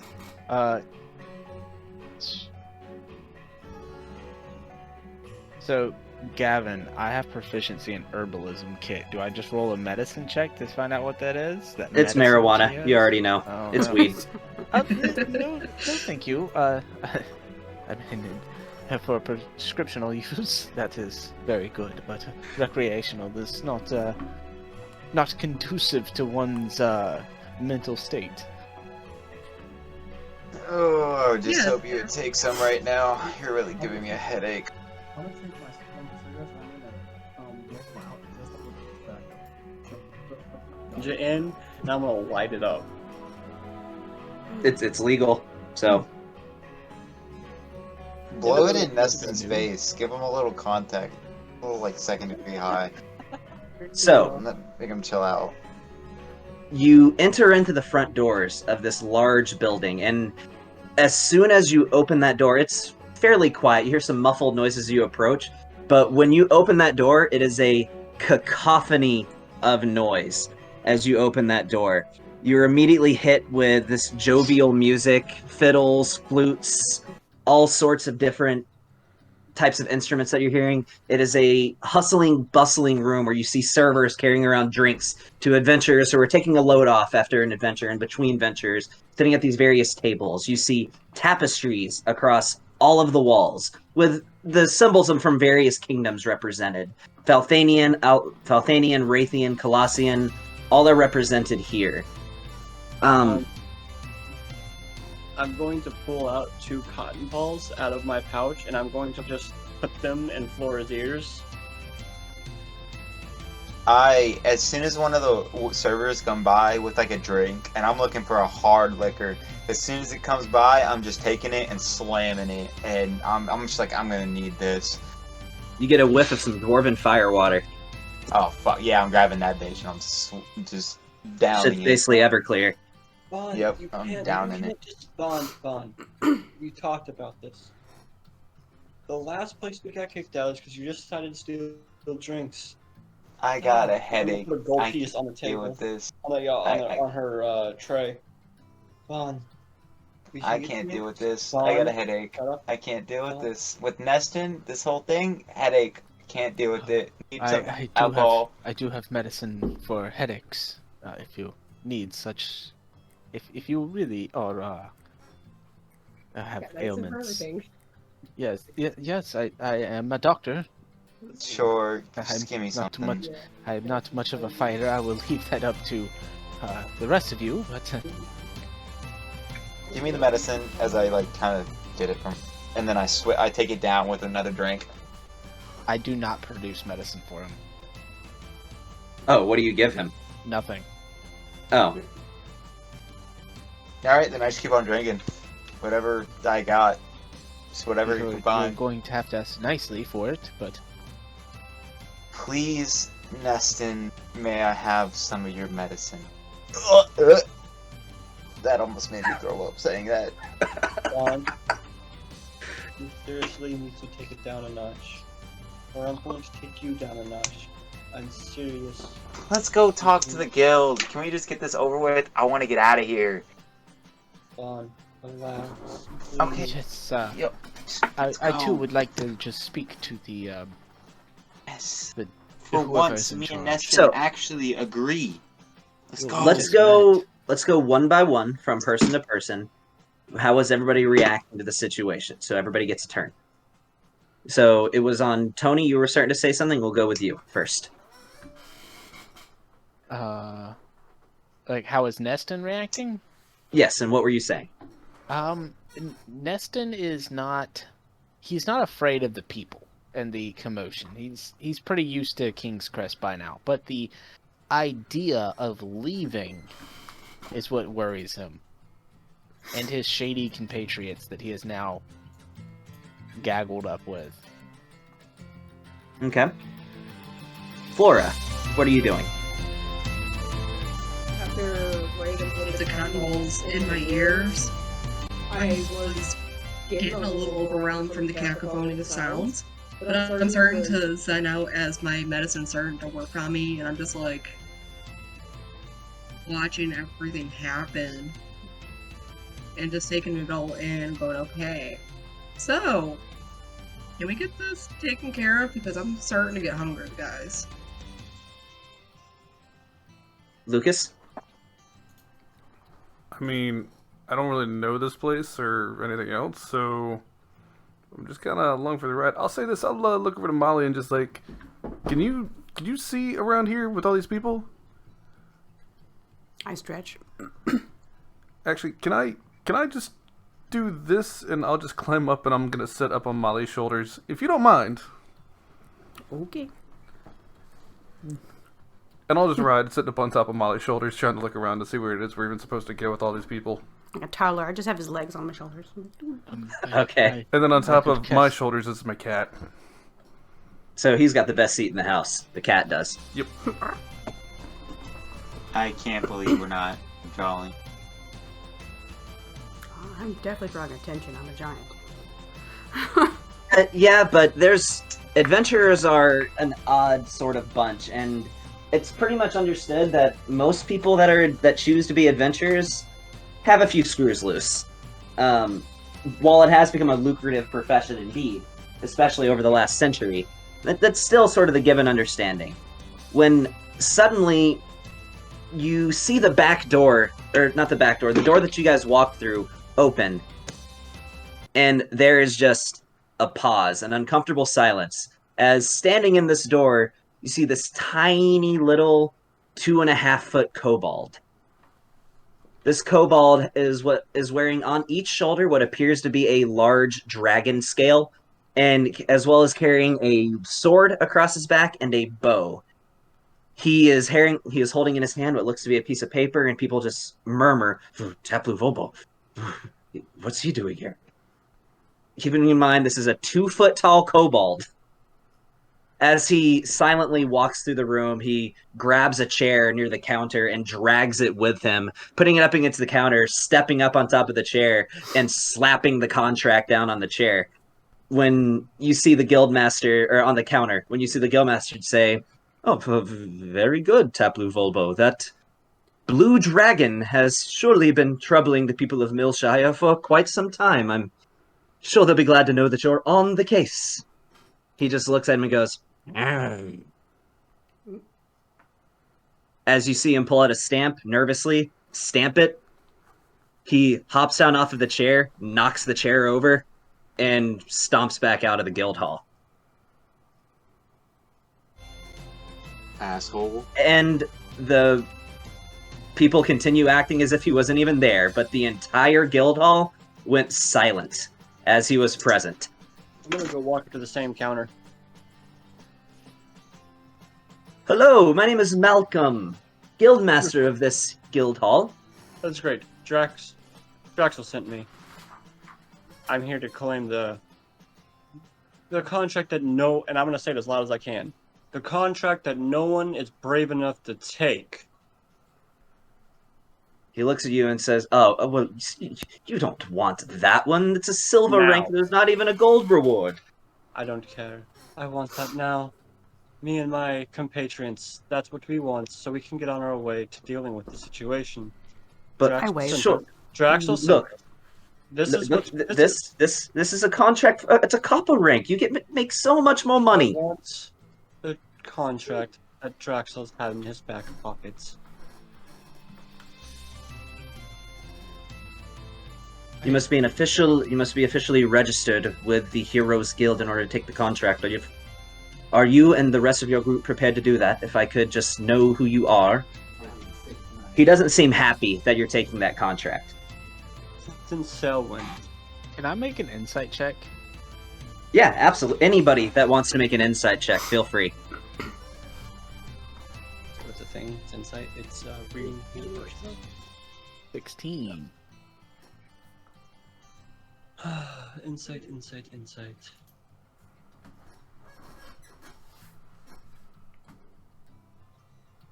I would like to investigate a mystery. Where did it go?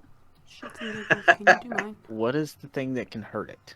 That's a nat 20. Yeah, What's that? You want to do insight? Just for shits and giggles. yeah, I saw that.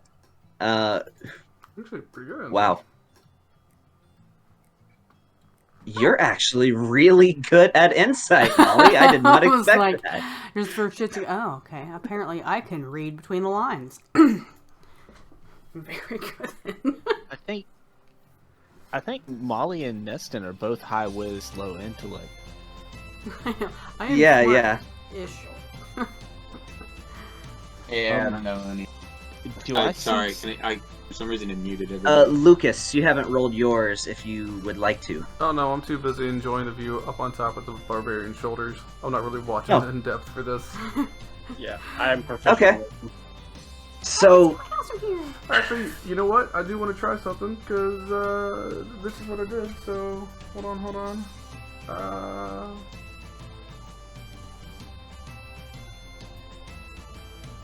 Yep, there we go. I got a 6 because I'm looking through my cat's eyes. you got a 6. That's I. Just the eye. My cat's Okay. eye. Yep, he's only got one eye. Just the one. Just the one eyeball. So Bon and Lucas, you're pretty sure he just wants you guys to start off with a high-paying contract. To the rest of you guys, he clearly doesn't want you to accept a contract where you're going to be helping Vold. Clearly, it's obvious. Yeah. And that's why he's trying to dissuade you from getting it. And this isn't something that's uncommon. Many people, a large number of people, would be happy if they all just died. And so he's trying to dissuade you from taking the contract because you'd be actually helping the race that most people hate.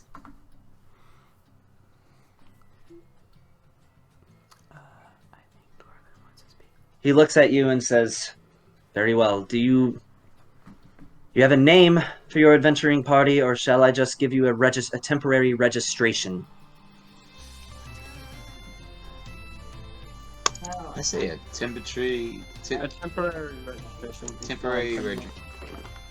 Very well, you will be dubbed Group Z66 until you register with an official name. Can we be Z69? No. Sure, why not? Say that. You are Group Z69 until you. Yes. What about Pelor's Chosen? No. Not. Salune's Nightwalkers. No. We'll work on the Carillions. title later. Carillion's Champions. Late. I can tell you clearly need some work. I will give you a temporary registration number of Z69. He raises an eyebrow at Raven. He hands the contract to you, writes down your registration number at the bottom, and stamps it with the official guild seal. Here you go. You are going to Calamlux. I wish you a brave journey on your travels, and may you survive to the day to receive another contract from the Heroes Guild, spread glory and honor and all of that jazz.